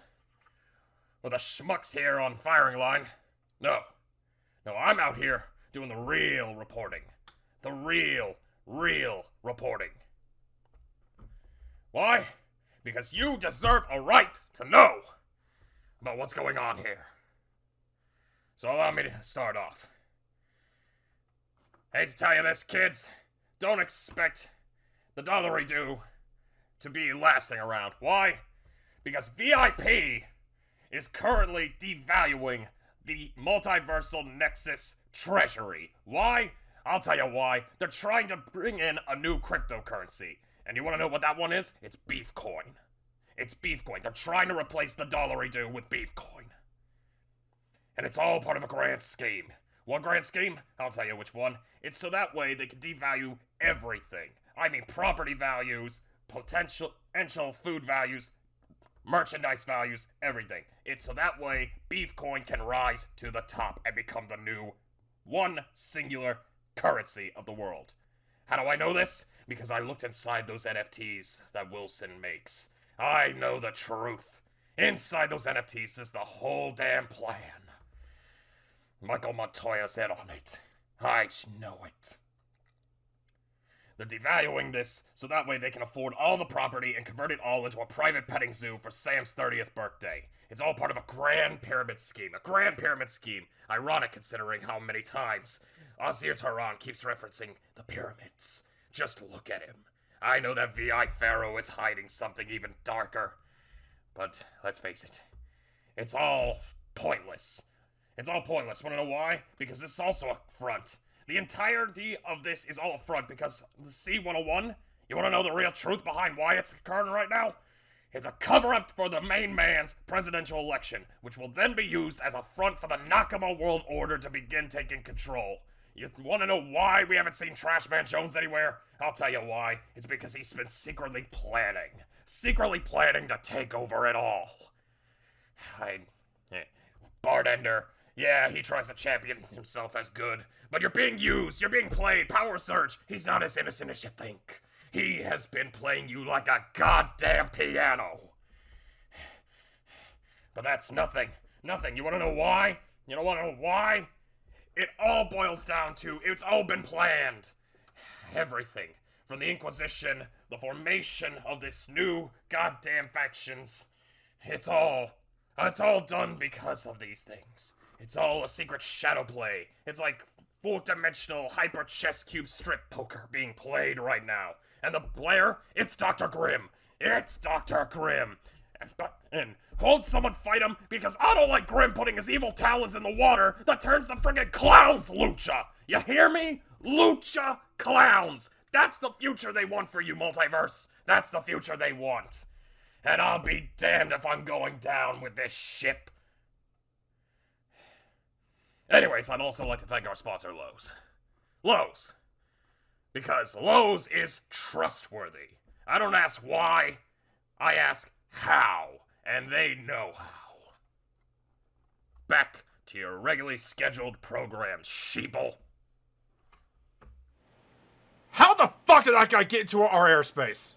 What the fuck just happened? Hey! I'm already calling fucking tech. I know. How the fuck did Crazy Steve get a fucking... How the hell does he know how to operate the technology to hijack radio waves? Listen, seriously. somebody now. It's one thing for Sawyer to do it. It's one thing for Meme to fuck with us. Because you know what? I'm not gonna lie. In hindsight, it's kind of funny. But this is a random guy in a random fucking piece of segment. That was not the segment that we were supposed to be... Hang on. I'm getting a note from Phyllis. Just progress. Just progress it to the other... I think I lost like 1,000 brain cells just from that one segment alone, and now I feel the need to drink heavily. You know what? Normally I would try and advocate against that, but you know what? Fucking, I don't blame you. And we got a tweet out on social media from the Sandman. Can we get all of that translated from bullshit to English, please? I'd appreciate it. You know, when I figure out, I'll let you know. How's about that? When we get our bullshit translator in from whatever the hell they were from, we will definitely be on that for you, the listeners. Okay, hey, Phyllis, remember that number I gave to you that says only use in emergencies? Yeah, no, call him and forward the cash from the Swiss bank account. I don't care what you have to do. Make sure that guy never gets on the air ever again. We are gonna... Excuse me, Joe. I need a bottle of wine. I will return. All right. Well, as we put the call out to bed, you know, the call out used to be something nice. I put a lot of heart and soul into those segments. And then now we get bullshit. Absolute fucking bullshit. I hate it.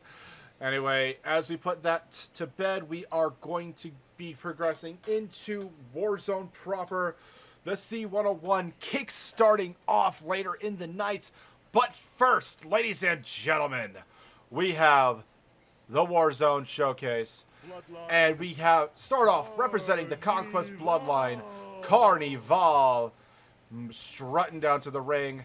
Representing the Outlaws, coming in second, we have Theron Eldrazi. And coming in third, Caradon, the Demon Shark Hybrid Men.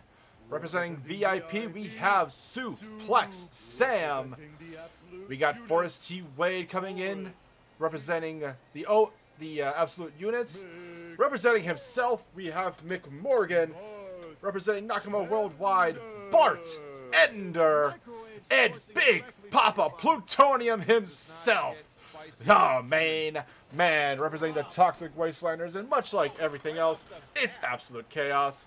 It went nuts.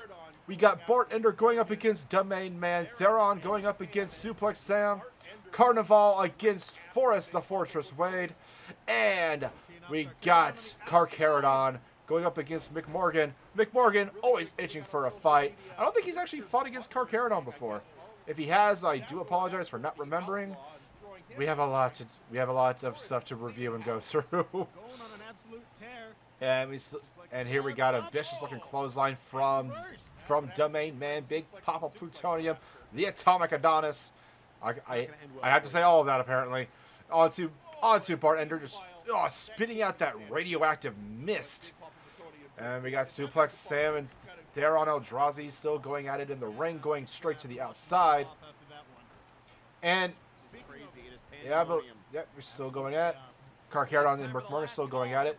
Theron changing dance partners at least for a moment, and targeting Mick Morgan. Caradon and Forrest the Fortress going at it with Suplex Sam and Carnival. And then here we have Bart Ender tapping out the main man, Big Papa Plutonium, the Atomic Adonis. And going right after Suplex Sam, tearing him off of Carnival for a bit.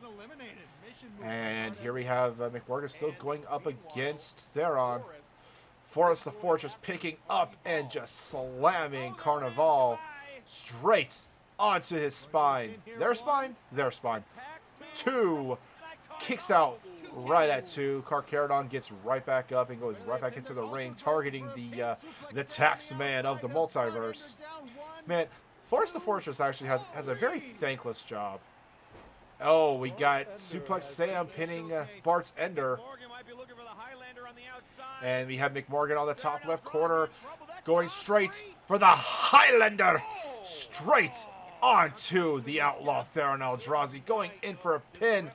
But the ref is looking at a potential submission situation from Suplex Sam onto Caradon.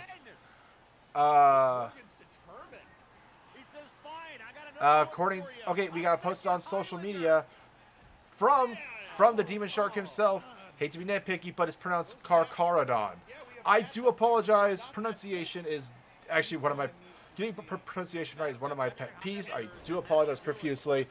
And here we have Mick Morgan picking up a pinfall onto Theron. Suplex going on to Caradon, delivering one of his infamous suplexes. 2, 3. Caradon is eliminated. And we have Mick Morgan, Forrest the Fortress, Carnival, and Suplex Sam left. So, 4 men down, 4 to go. Carnival looked like he was going after Mick Morgan, but Suplex Sam delivering a stalling suplex onto Carnival. Looks like we got 2 people down on the outside. Forrest the Fortress getting his legs stretched out. I did not think he was that flexible, if I'm being completely honest.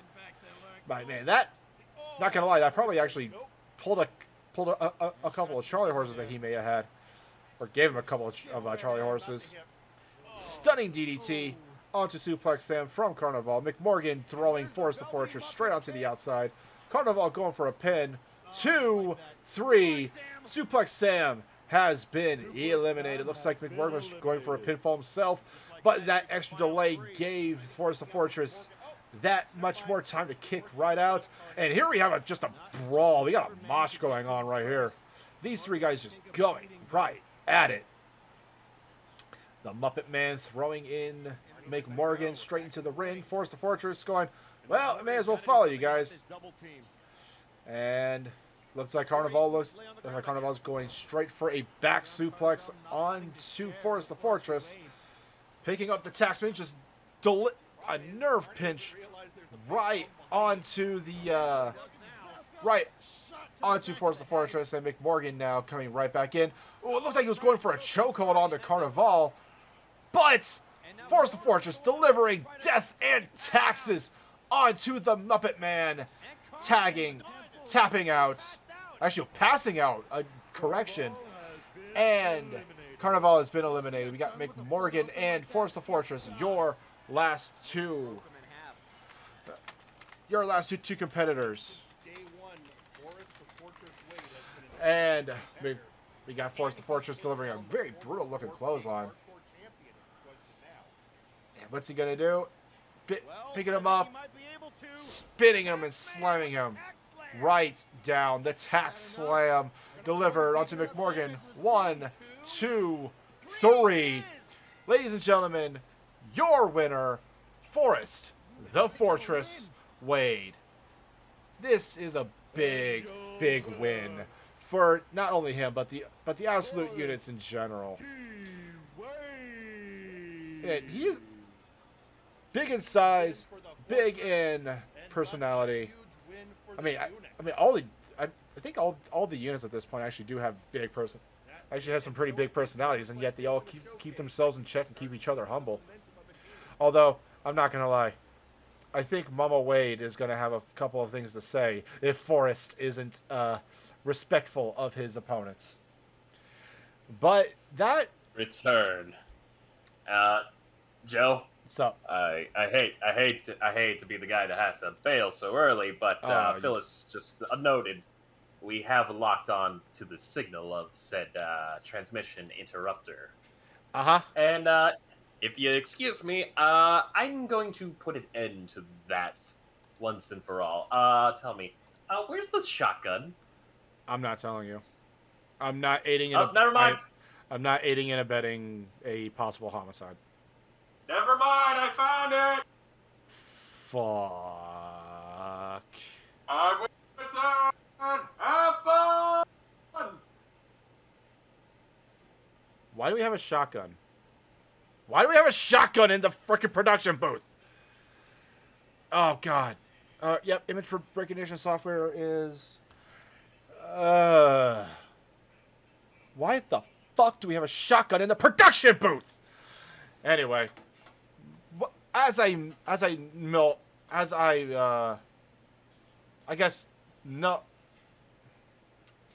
think about it, as I think about this, let's just go into our next segment. Ladies and gentlemen, we have an in-ring promo from the storyteller. Stay a while and listen. This is my story. Well, Thanksgiving has come and gone. And, janitor, I know you were fighting me hoping to get all the answers you needed. Well, I hope you listened in our match. I hope you listened well, because I have nothing more to tell you. Whatever answers you wanted, I have given.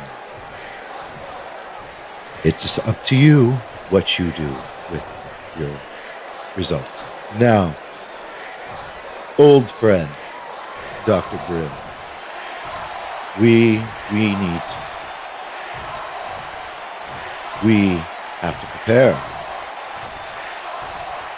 I've come to bid adieu to the janitor, and now, Grimm, I've come to you, my old friend, with a warning. We need to prepare. We've talked before about what is coming. We've talked about what will happen in the story. And I tell you, It is. We must prepare. If I were to give any parting words to the janitor before I go, I would say this. Any other answers you want, you have to take for yourself. You are going to have to remain hungry. We shall see if those words bear any merit in this coming tournament. And by the way, you're welcome for the submission. I am sure you will wonderful at the tournament. And as we always end, Grim Rook to call by. Storyteller telling a whopping story there. Telling Grim that they have to prepare for something? And also the insinuation that Storyteller got the janitor into the C-101? That concerns me. Does the Storyteller have that much pull back there? It's interesting. I'm not gonna lie. It's very interesting, and I... you know, this is getting more complicated by the day. And, well, ladies and gentlemen, first thing is first, we will be progressing into our next segment. The Bell Bros, representing the Three Kings, going up against the Jackson Investigation Force, or JIF, Istanbul, and Seth Jackson. And, yeah.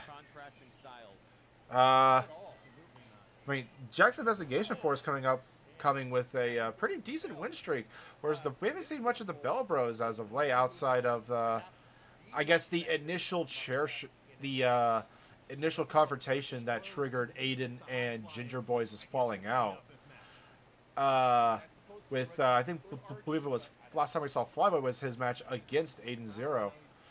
And here we have Istanbul. Apologies if I'm a little low, mostly trying to rest my voice.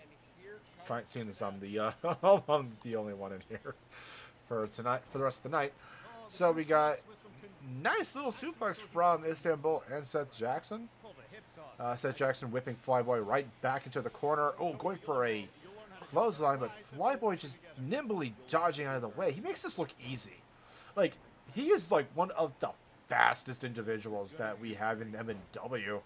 Like, I still wholeheartedly believe that he trains with like 20-pound weights on his wrists and his ankles.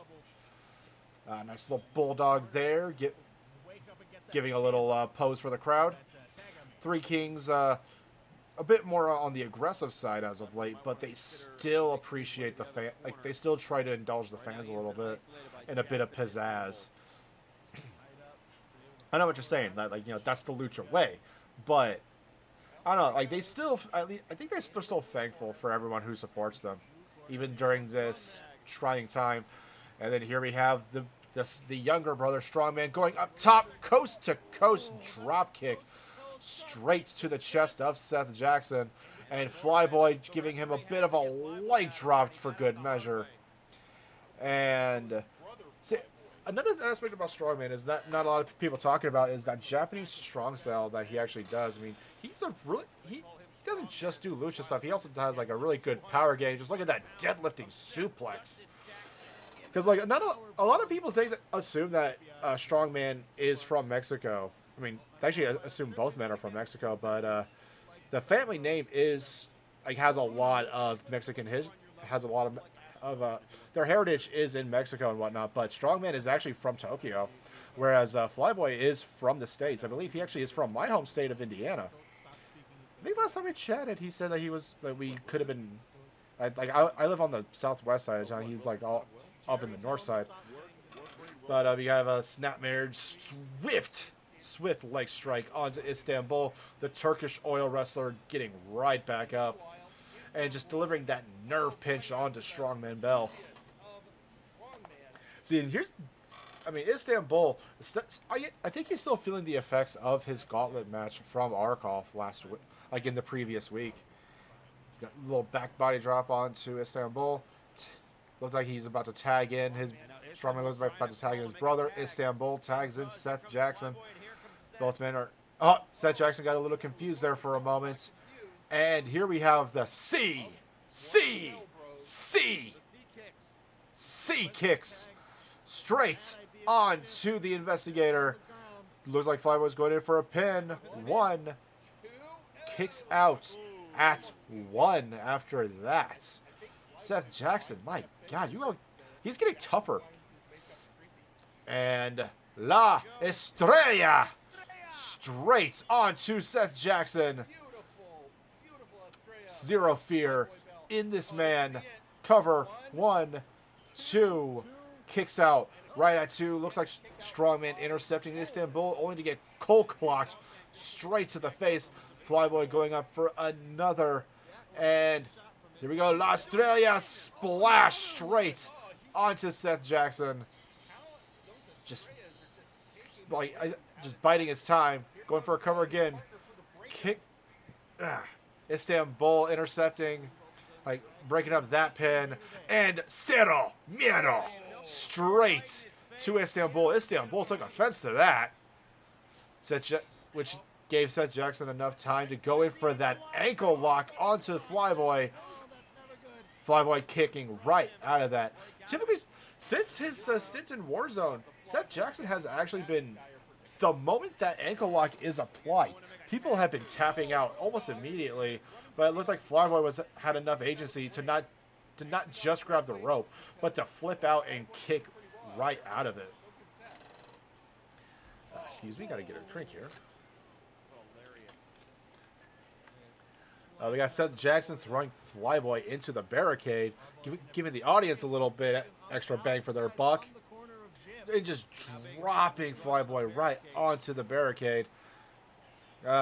Personally speaking, those kinds of spots always make me a little uncomfortable, especially if I'm in the audience, because I don't want a random boot hitting me in the back of the head. Especially with like the taller competitors. Like imagine if like Cat gets hung up on the barricade like that. Count of 7. Seth Jackson throwing Flyboy right into the ring. Going for a bit of going for a bit of an elbow strike onto Flyboy himself. And then Justice Driver straight on to Flyboy Bell, being broken up by Strongman. Istanbul, nice belly-to-belly suplex. Oh, and Jackson's firing up. He's feeling it. And elbow strike. And then to another. Ducking that strike. And then just this running clothesline. Running into another, into his own bulldog. Beautiful combination there from Seth Jackson. Just smacking all up on that mask. And looks like he's setting up for something big. Another Justice Driver. Straight onto Flyboy. 1, 2, 3. Strongman Bell could not get there to save his older brother in time.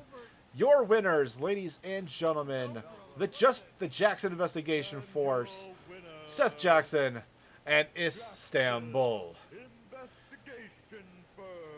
And I think there was like some speculation that that Felix Big Rig, the mechanic of MNW, was in talks to join the Jackson Investigation Force or Jackson Investigation Firm. And I haven't really seen Felix in a hot minute. It's been well, then again, I do need to take my truck in for an oil change. Now that I'm thinking about it, I should probably talk to him while I'm there if he's not too busy. The man is responsible for a lot of repairs here, and it's not just with the vehicles hauling all of our equipment across the multiverse, but it's also scissor lifts and just a bunch of stuff. I can't really get into all of it now. But as we ponder that, ladies and gentlemen, we have a promo from Asir Terran. Silence, lowborns, and listen to your VI Pharaoh. for I have much to say, for much has happened. And I know, again, everyone expects me to be devastated by the loss to that bucket of bolts Zacho duo. Well, let me tell you, I am not pleased, but nor am I daunted. For Zacho Duo's victory was one lacking grace, one lacking what you would call honor. No, it was most disrespectful, for he defeated me, not with anything he specialized in. He used the finishing maneuver of an old friend of mine, one of the founders of VIP who has since retired, the Boss KO. How dare he use the move of one so far above him? That is the disrespect. And speaking of disrespect, what happened to Wilson was unexcusable. He lost to that Juan jobber. I will not call him by the new name. And then something in the broadcast. You did something mean. I do not know what. I do not know how. We have not seen Wilson since that match. His head was shaved. He left the arena. He has not been at VIP headquarters since. All we hear is from his Twitter account. He is not in a good headspace. So we shall have a reckoning. The VI Pharaoh. Just a lot to unpack there. Well, first, let's just get the elephant. Let's just address the elephant in the room. He mentioned that Wilson had his head shaved and has not returned since. They have not seen him at VIP headquarters. They have not seen him at all. He's just posting vague things on Twitter, and I'm not gonna lie, I've seen those posts. It's odd and very cryptic.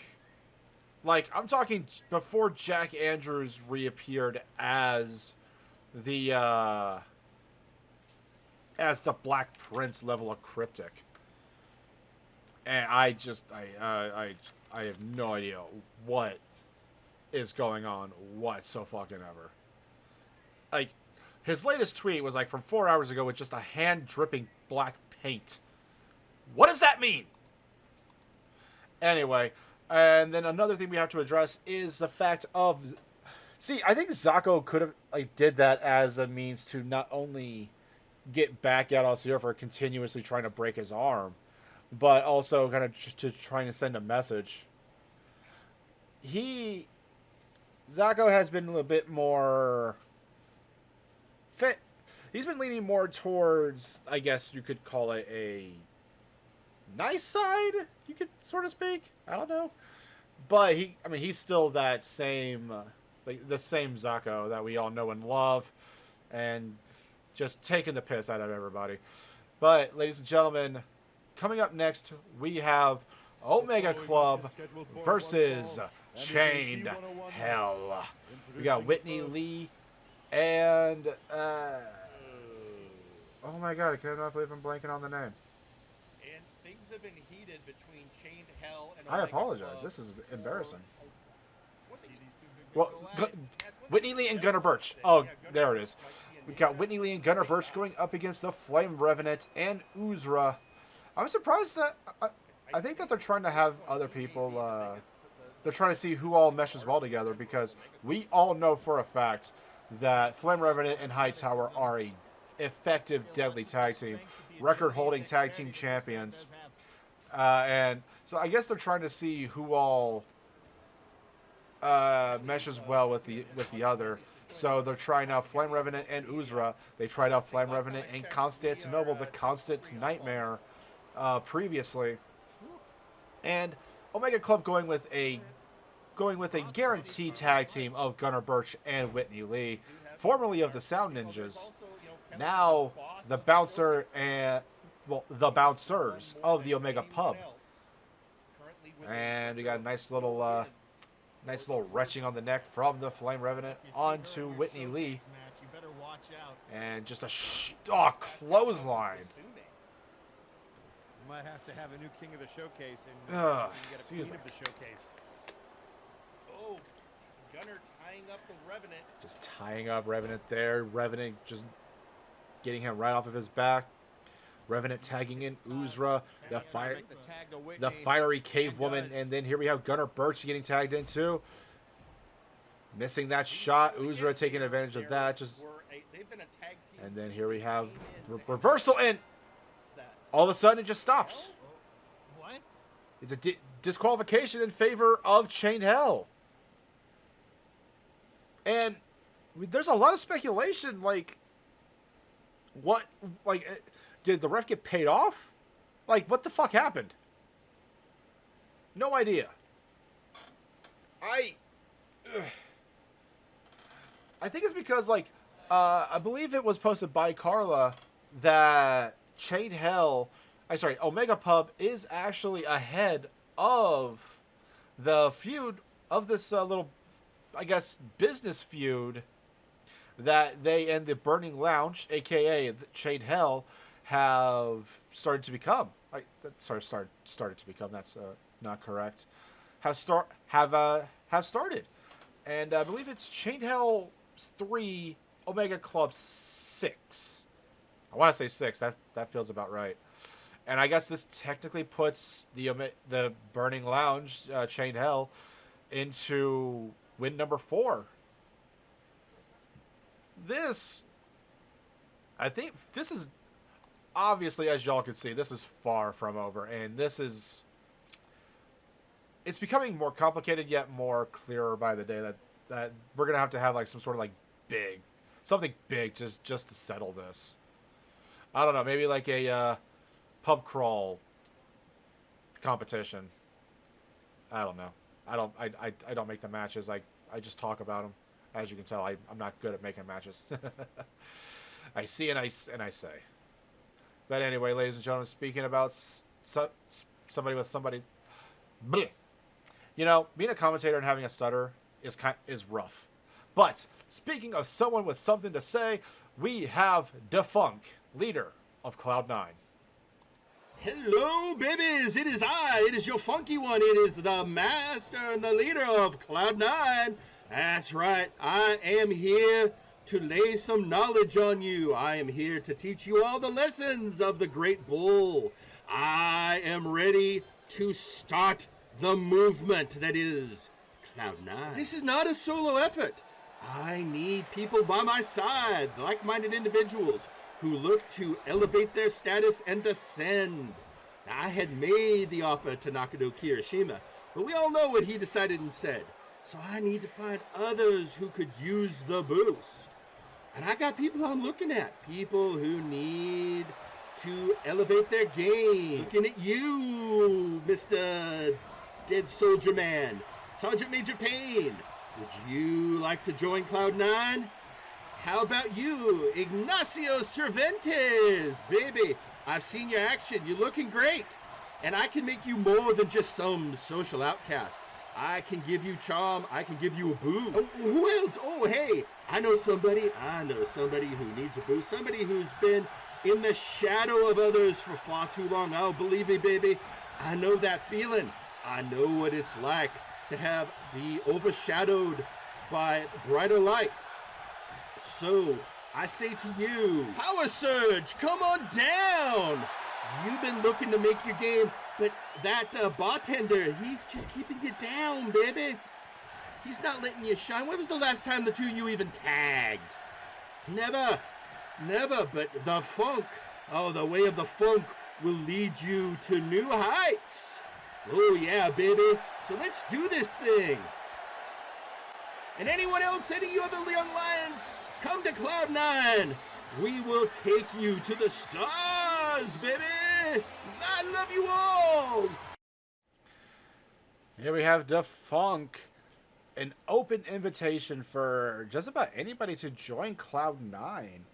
He was mostly gearing it towards the young alliance. I mean, Ignacio, Power Surge, just to even begin. And we had the we had a response from one Beowulf, but that will be shown on Saturday on Warzone. So you will have to check that out then and there. And I'm curious to see who is going to actually join Defunk. He is promising the path of the Great Bull. He's promising charm. Like, pretty much he's trying to add charisma to anyone who follows him. And I'm still unsure about what this Cloud9 business is. With his actions in the previous week against Raphael, with that big belt shot straight to Samson's back, like he didn't even talk about that. He just went right into recruitment. Like, I don't understand what's going on with Defunk. Granted, I don't understand what's going on with half the fucking roster at this point. I'm just a simple man, guys. But you know what's simple though? Tournament arc. Nice, clean, simple. And coming up next we start Block B of the Block A. And we have a tweet out on social media from Sergeant Major Payne. Funk and I had a talk on, and there will be some news coming up shortly. Ooh. Looks like Sergeant Major Payne might be trying to get himself elevated a little bit. But, like I was trying to say before I flubbed the shit out of that one, we start Block A of the C101 with the Ginger Boy, former Flashbang World Heavyweight Champion, former Wargate Hardcore Champion, going up against the Janitor. The Mad Lad of London, starting us off. I need to edit that a little closer together. Anywho, going up against the Janitor, and a bunch of people, at the Super Show, beating the not a bunch of people, with some speculation that the Janitor got this through his match with Storytellers. And here we see Ginger Boy, just nice little takedown. Definitely developing. Ginger Boy has always been like one of the more aggressive people in the MNW, but he somehow managed to get more aggressive, and it is stunning to say the least. So you're just delivering kicks onto the Janitor, just wailing on his back. Nice little hip toss there from the Janitor. Veteran status coming into play. Reverse.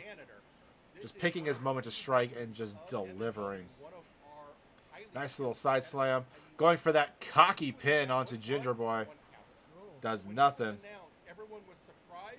And swift kicks to the chest. I do wonder if, that message from the Storytellers.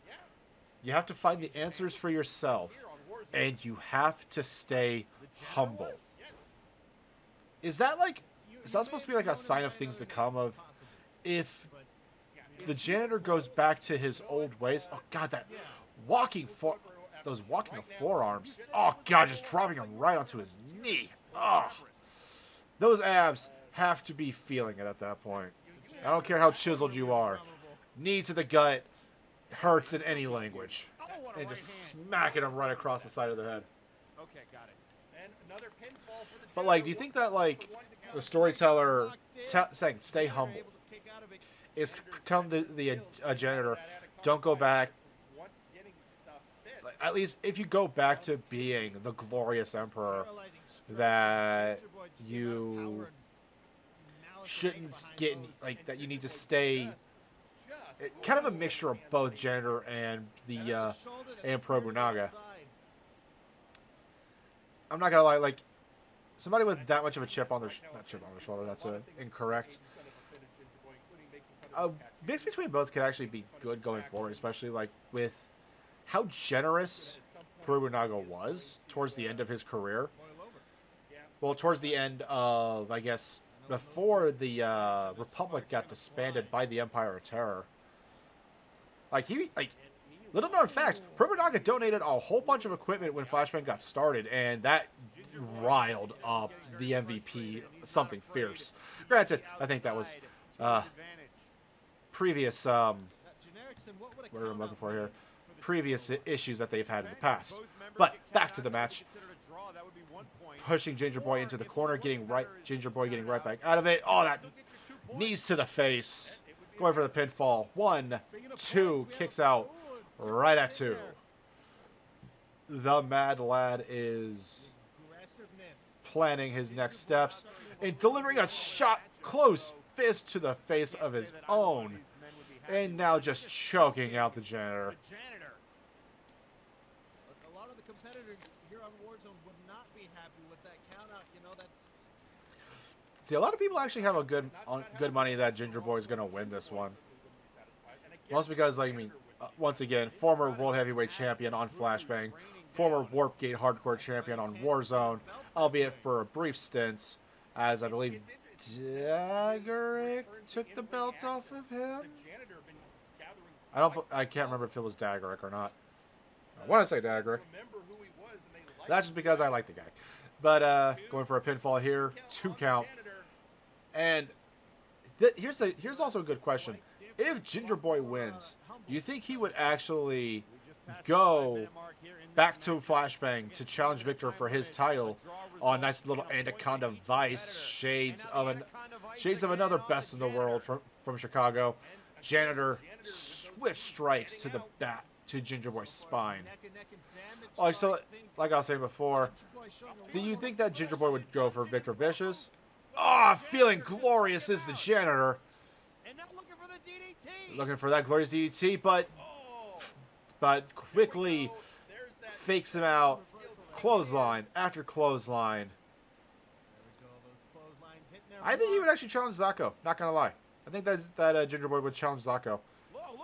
Having 2 world championships under your 2 separate world championships on your record shows more than the same one twice. Oh, we got some trash talk to Ginger Boy from the janitor, and Ginger Boy does not tap. Now he's setting up. Is he feeling absolutely glorious?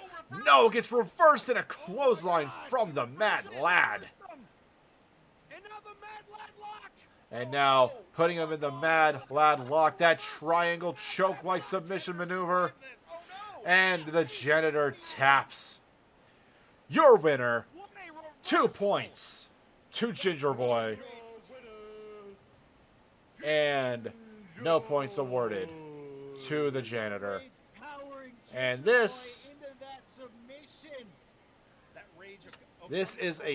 sets the tone for the entire tournament going forward. And I mean, if the janitor would have delivered that glorious DDT onto Ginger Boy, that would have been the match. But no, Ginger Boy had that scouted. He had that down packed and came out with the victory. So far, that is round 1. Your round 1 standings. 2 points to Ginger Boy, 0 to the janitor. And, man, we still have 4 more matches to go through. So coming up next, ladies and gentlemen, we have one half of the Flashbang Tag Team Champions representing the Mad World. We have the Madness going up against Lady Boots, the Nexus Titan Champion, representing Conquest Bloodline. Now, here we have pretty much the epitome of a wild card in my humble opinion, going up against the mistress of corruption herself, Lady Boots. Oh man, this is anybody's match. Like, a lot of people had Madness. They had the mistress, the Lady Boots, winning, but I'm not gonna lie, I never try and go against a wild card. I never try and go against, because you never know what's gonna happen. So, especially somebody with a more acrobatic background like Madness has. Here we have Madness plotting his next moments, and Lady Boots trading a strike for another strike, going straight, and then swift heel kick straight to the back of the head.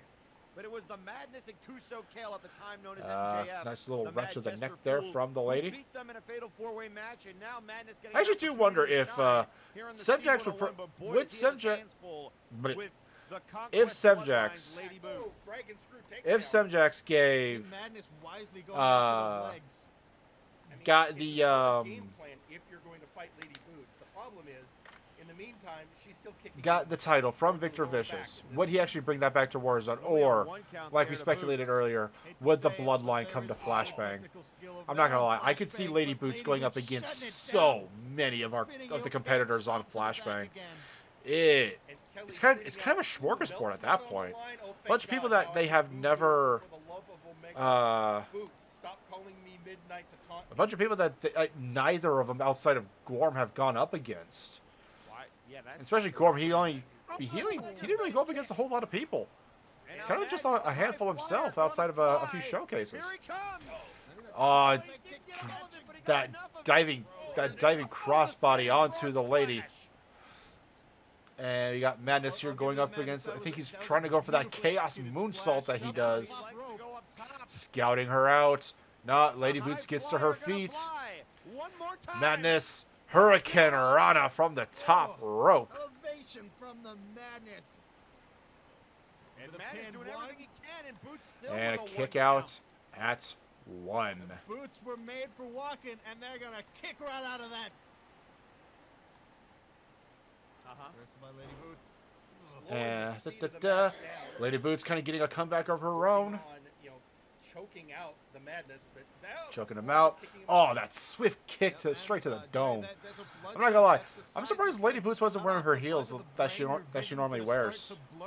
Also because well, heels hurt more than boots do. Don't ask me how I know. College was weird, man. Anyway, so we got Madness going up to the top now, and then kick up straight from Lady Boots. Chaos Moonsault. Oh. I don't know what that move actually is. I think it was just a dive. Kick out right at 2. The Mistress of Corruption. You need way more than that just to make her, I guess, bend to your will or bend to your. Oh, here we got the stylo. Going for it, charging up that knee, and swift kick. Swift knee strike straight to the mask of the Madness. Good night, Madness. It was Looks a like good run. going for a cover. 1, 2, kicks out at 2. That usually is the that usually is the ballpark, ladies and gentlemen. Like, oh, it's the round kick, and then hips don't lie. Straight to Madness, who's caught on the ropes, gets freed. 1, 2, she has won. Much like Generics and that said earlier, she has won championships with that hip attack. Spinning DDT. Going for a cover again. 1, 2, kicks out right at 2. And now the Madness just mocking Boots. You don't try to embarrass a lady like Lady Boots. Trust me on this one. They have a way to get back at you in full force. Madness, though, showing no fear whatsoever. House of Pain. Straight to the legs, trying to neutralize those brutal kicks that Lady Boots can dish out. And picking her up. Lady Boots going right behind him, shoving him forward. And her own Hurricane Rana straight to the tag team champion. And then going for a fake out, swift kick to the face. Not like it didn't really do too much damage, but the insult to injury, though, does more than people actually like to say. Going for a knee strike to the corner. Madness just reverses that, does his own poison. That does a poison Rana. Oh, wrenching back at those legs. He knows those boots are made for walking. He knows what they can do, and he is trying to neutralize it as best as he can. And now he's going right back up to the top rope. She's set up. Is chaos gonna happen? No, she's getting right back up. But telling Lady Boots to get up. And Hurricane Rana into a roll-up. 1, 2, kicks out right at 2. He tried to go, he tried to do big moves. He tried to go for the clever routes. What is it going to take to put down the Mistress of Corruption? And Lady Boots kind of breaking out of that, kind of getting out of her daze, whipping Madness into the ropes. And we got a nice suplex, bringing the Madness right back into the ring. Going for that cover. Almost. Almost. I could have held that vertical position a little bit more, maybe. And we got Madness kind of dragging Lady Boots onto the ground, kicking at that same arm.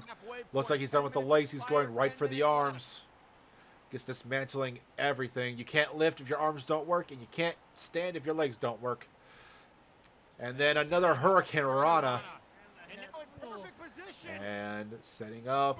Boots is set up. She looks like she's not getting up. Here he comes. Chaos moonsault. Straight to the Nexus Titan champion. 1, 2, 3.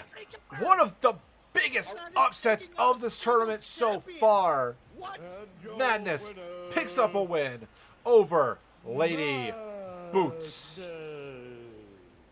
Like I said earlier, you always take into account the wild card aspect. You always try and make sure that you account for them, because you never know when they will come up and shock you, ladies and gentlemen.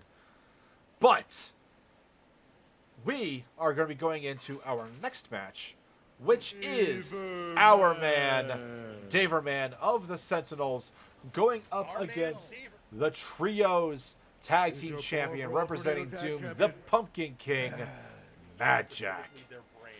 And well, if you go back and watch this, oh god, a quick roll up, and going for a roll up of his own is Mad Jack. And first 10 seconds, my god, I mean, Daverman trying to go for that clean, quick victory. Well, arguably clean, depending on what your opinions of roll ups are. And my opinion, they're okay, as long as you don't spam them. Because at that point, it makes them less surprising and more predictable. And here we go with a nice little neckbreaker from Daverman. Oh, into the athleticism of Daverman, like that high-flying style of his. I mean, bar none. I mean, this is the man that took out the undefeated Ogre. Oh, God, bouncing around off the ropes, delivering a swift kick to the Pumpkin King. Flashbang tag match. Also, let's not forget that and we got kick out right at 2. We had a rumble that featured everybody. That faction warfare was Mad Jack that came out on top. Mad Jack just delivering clubbing blows straight to the back of Daverman. Daverman had enough of that. Head scissors takedown. Is Mad Jack. Did you see those just rise and rabble rousing this Halloween? Because that might explain it. Going up and dropping the leg right onto the neck of the Pumpkin King. Daverman going up. Is this going to be a single bound? Look out here. Nope, senton. Off the top rope. Going for that cover. And immediately into the cover. 1, 2, 2. Who all the way back in the day ended Ogre's anyway, 13 enough of my own. Championship. No, my own stuff. Got Daverman going right back up to the top rope there. And True. Also, yeah, tweeting on social media, Rico Rose. Well, Mr. Montoya, are you going a Hurricane Rana of his own? Daverman tried his best to not, I guess, the word trigger is not correct, to upset Mad Jack in this. Well, it's because Daverman is a smart individual. He knows thou shalt not mess with Doom, the first commandment of Flashbang. We know what they can do. Daverman knows what they can do, and he's trying to treat this as respectfully as he can. Tiger feint kick around the ring post there. Mad Jack going right back up, matching the aerial style for an aerial for aerial, just diving headbutt straight onto Daverman. 1, 2, 2. Yeah, this match was actually really exciting to watch live. This was a.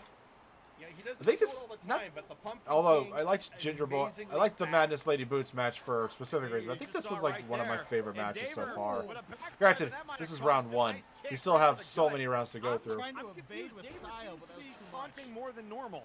And I think Daverman is actually kind of my dark horse to win.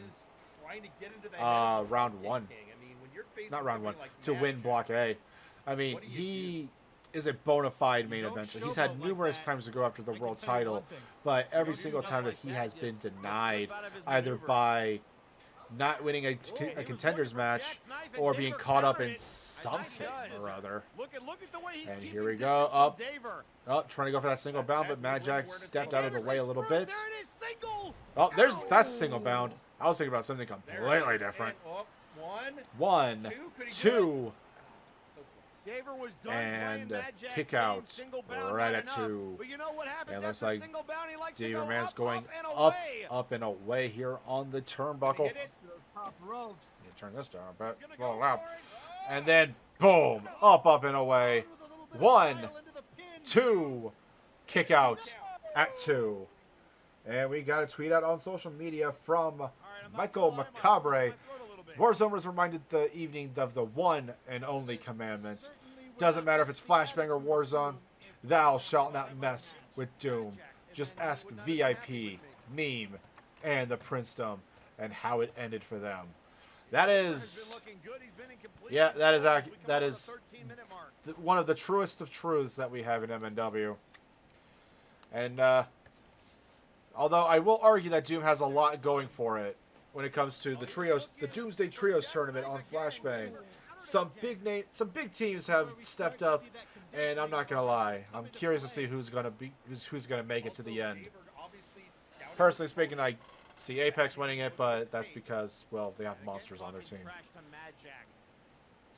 Anyway, so we got nice little standing moonsault from Daverman here onto the Pumpkin King, picking him up. Oh, just planting him straight into the mat. Here's a fun fact: what's under that mat is plywood. It's not a trampoline like a lot of people think. So that mat does little to no cushion. So yeah, you're pretty much getting hit with a bunch of freaking plywood straight to the face. Oh, Jack's knife straight to the Daverman, straight to Daverman.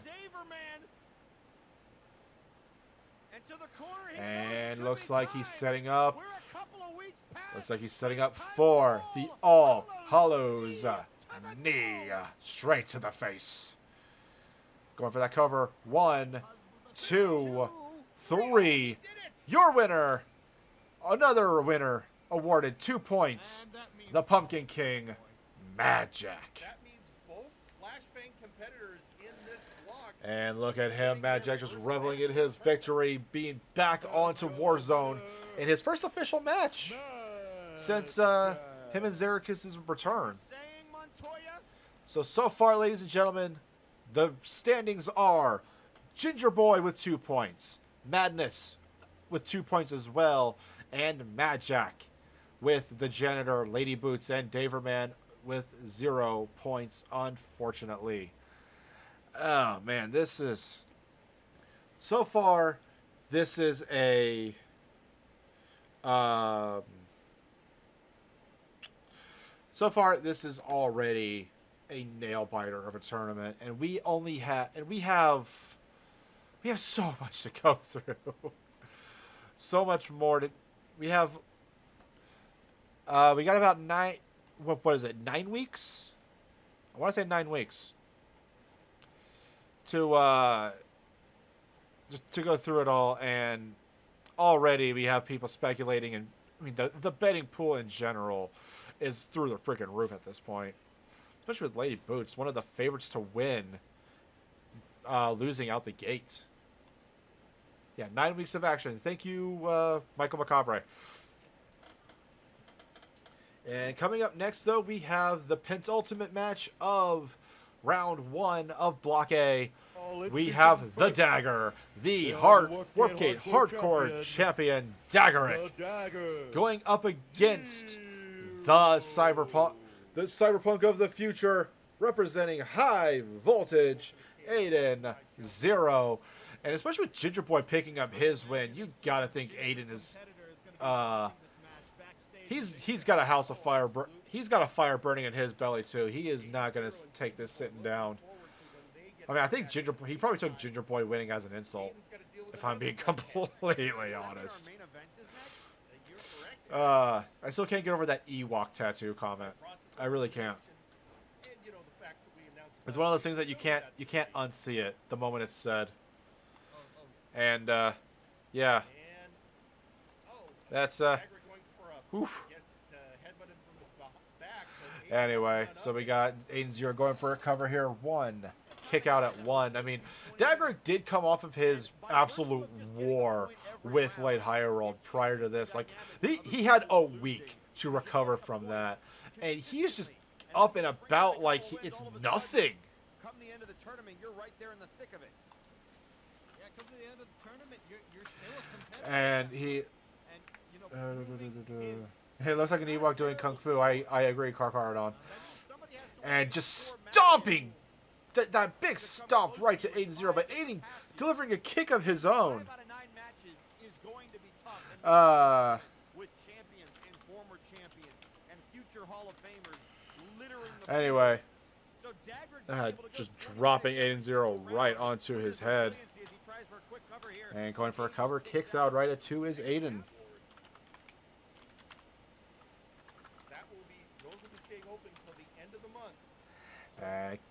Aiden just giving Dagrick the boots. And looking towards the crowd and just looks like he's about to stomp the hands of the Dwarven Prince.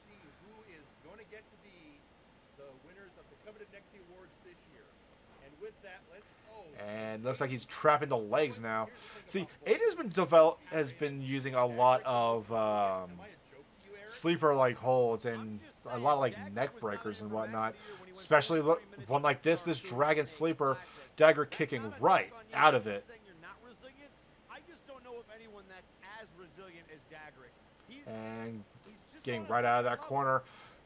I mean, some would argue that Dagger would have the disadvantage being having the hardcore match at the Thanksgiving Super Show.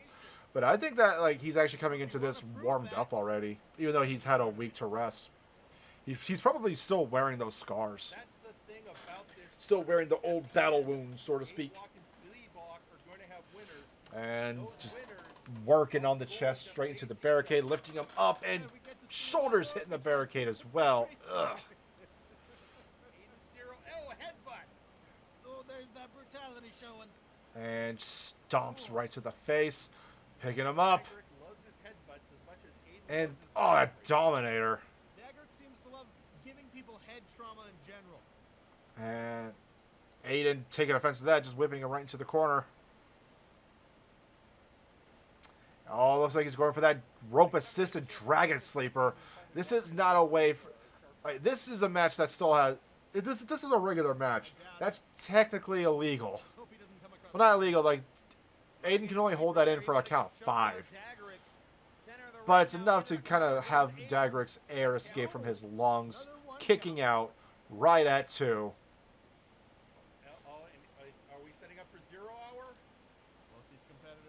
And looks like he's going to set up. Picking him up. Check your watch. It's 0 hour. Going right for the pin. 1, 2. Kicks out right at 2. Aiden just... A lot of people get annoyed about, like, someone's finish is not the end of it. I mean... Oh, man. Like, with how resilient Dagrick is... You're going to need more. You're going to need like several of those just to put him down. Oh, God. Buckle Bomb. I mean, that move has injured people so many times. And then going for that air raid crash. Straight onto his knee. Ah, oh, God. Kicks out right at 2. Dagrick knows what he has to do to end this match, but he... we have a message on our social media. It wasn't a hardcore match, but it definitely felt like one. Yeah, with how hard hitting Dagrick is, I completely agree with that. Dwarven Driver 2 kicks out at 2,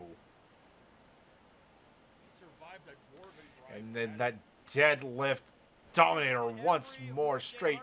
Aiden getting driven right into the face. Right onto his face. And now, look at him. He's trapping his hand, talking trash, kicking him right in the freaking armpit. Not gonna lie. I've been hit there a couple of times. It's not great. Trust me, it's not great. And Dagrick, nice little uppercut there onto Aiden. Looks like Aiden was busted open.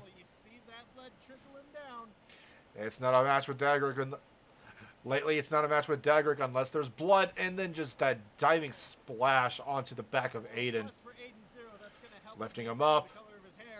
Oh, just dropping him.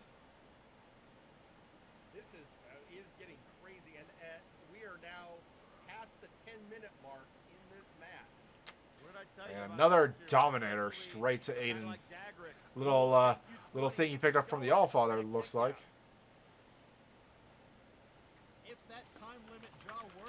And we got picking him up, trapping his arm, going for a nice little leg drop there.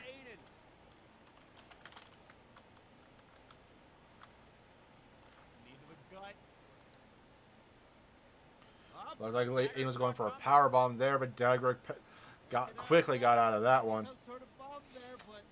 leading him into the ropes. And Irish whip him right into the other corner, and then, oh, the athleticism in Dagrick. Handspring elbow drop, picking him up and just dropping into that spine buster. And looks like hitting the ropes. Oh God! Quick kick straight to the dome of Aiden Zero. And picking him up once more. That's a 5th Dominator straight to Aiden. 1, 2, kicking out right at 2. Aiden's got that Crimson Mask thing going. And kick to the back, getting right back up. Oh, gets caught into that. God, dropping him right to his knee, and then that neck breaker. God. And now Dagrick's busted open. Blood for blood. And that fake out clothesline. 1, 2, and kicks out right at 2. Dagrick not being shy of a little blood here and there. Pop up. Oh, close fist straight to the face. Now working on those shoulders. And mounted punches trying to break the guard of Dagrick. And elbows straight to the forehead, trying to make that wound open even more. Yeah, that was definitely one. And he is, I mean, it's like I said before, not Dagrick. Fireman's carry slam. My God. Bit of an attitude adjustment there from Dagrick, and kicks out right at 2. It's like I mentioned earlier. I think Aiden was so determined is the word I want to use. He was so determined to not lose out to Ginger Boy that he just brought everything he had just in this one match. And you kind of have to when you go up against Dagrick. Dagrick himself is, I mean, the Dwarven Prince, the Dagger. He's still the hardcore champion for a reason. That belt used to get tossed around because people were just so freaking violent. Dwarven Driver! Second one delivered right onto Aiden Zero. Going for a pin. 1, 2, 3. Your winner, the Dagger, Dagarick. 2 points awarded to Dagarick. And no points for Aiden Zero. And Ginger Boy's not gonna let that. He's not gonna let that live up.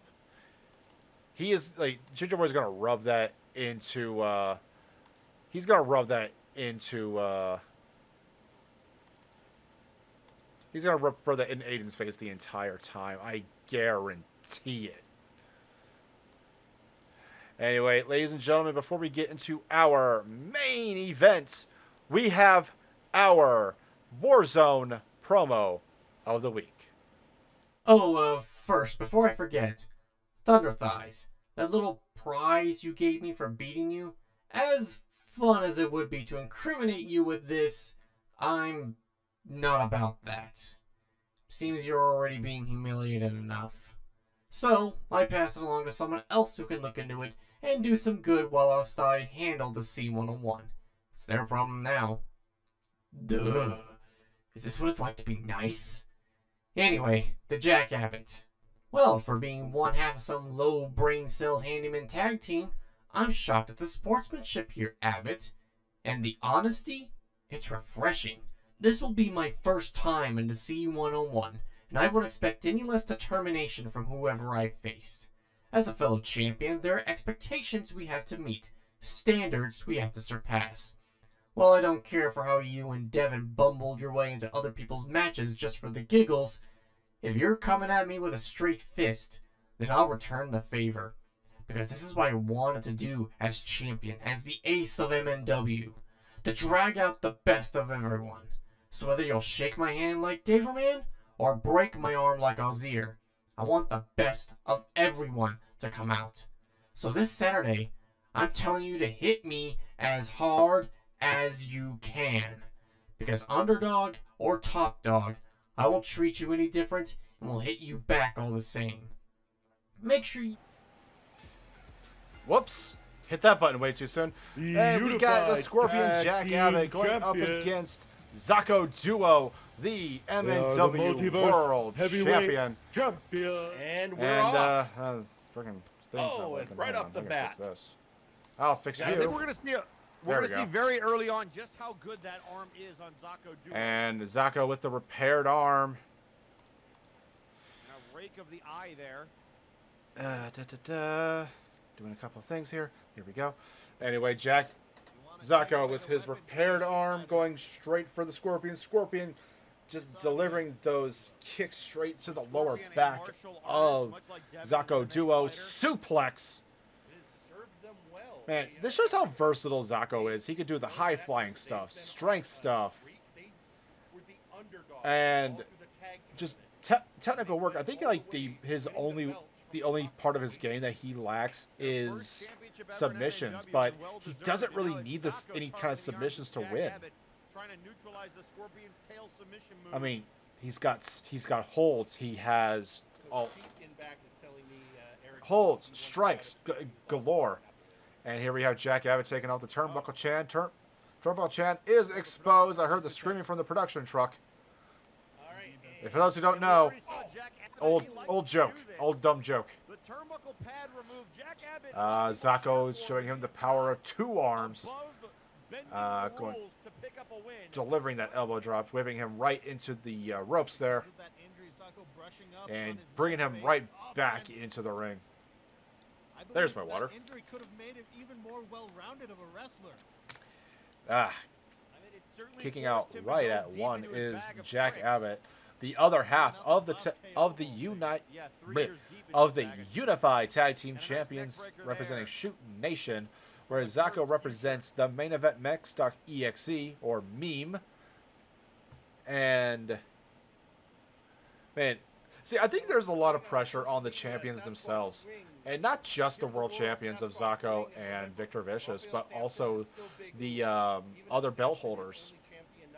Yes, Jack Abbott is a tag team champion, and so a lot of people would take that as wouldn't really take that as serious as, like, say, Zako or like Lady Boots. But never, I mean, never discount Jack Abbott, especially with those fucking just introducing Zako to that exposed turnbuckle. Referee putting it on over here. And just strike after strike. Picks him up, scoop slam, hitting the ropes, and then a elbow drop. Freaking Abbott is actually a lot quicker than a lot of people give him credit for. Not gonna lie. Hang on, Phyllis, give me a note here, and okay. And now Abbott sizing up his opponent while McMorgan tweets out, This is why I like fighting you. Yeah, Spitfires have it. Anyway, so getting right back into the match. Jack Abbott taking control of this match, picking up Zako, going in for that Scorpion's tail, rolling him over, locked in that Boston Crab Scorpion tail. Zako immediately gets out of that, not letting that hold for any moment longer. And we got Abbott getting led to the ropes, clothesline straight to the outside. He might have just pissed off Zako. Spamming that Ansible effect to And great use, just using it to wear people down.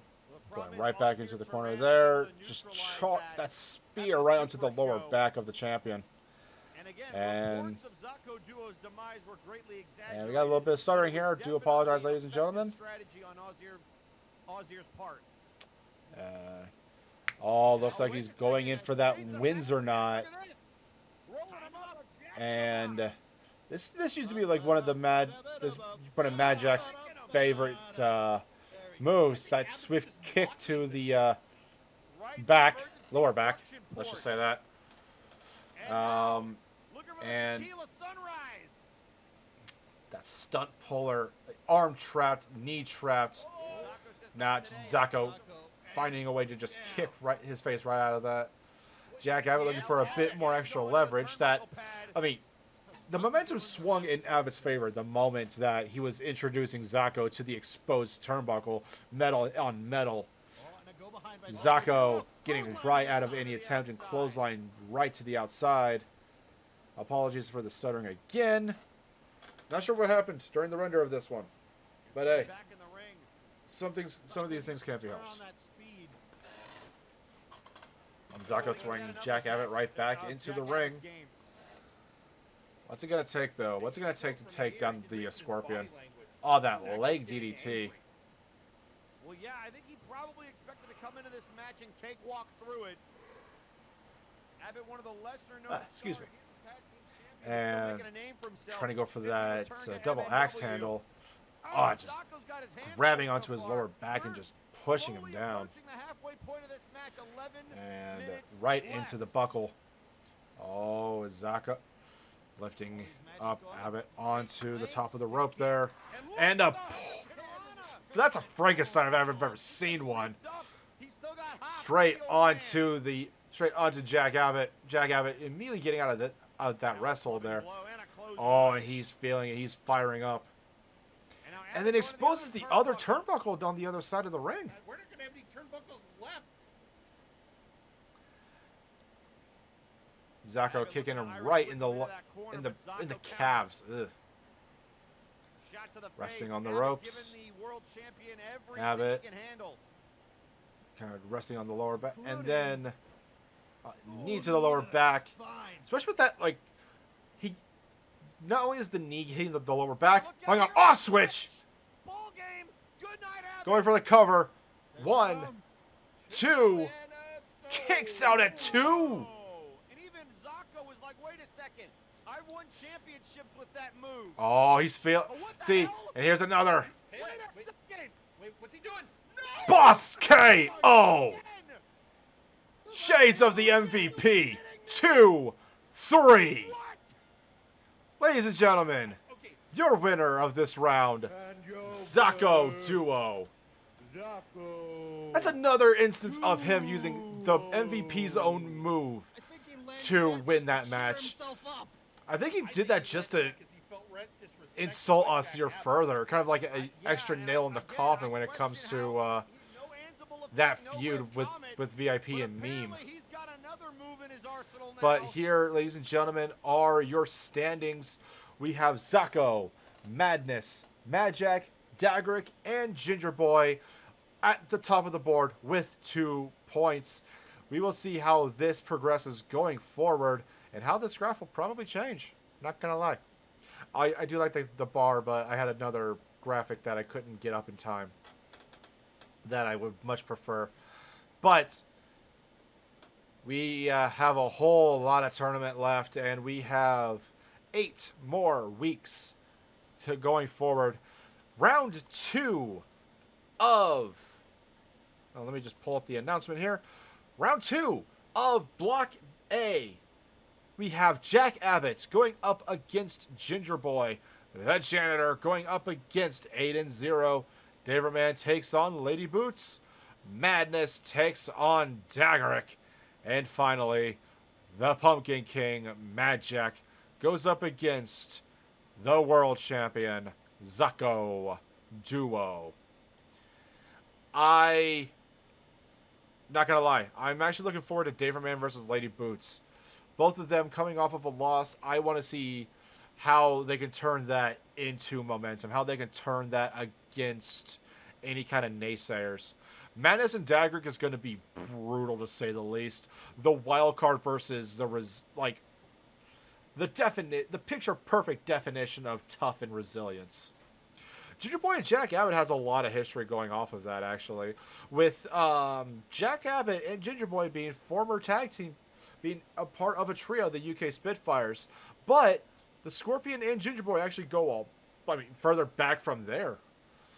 They used to they used to run the indies together. They used to get brought up.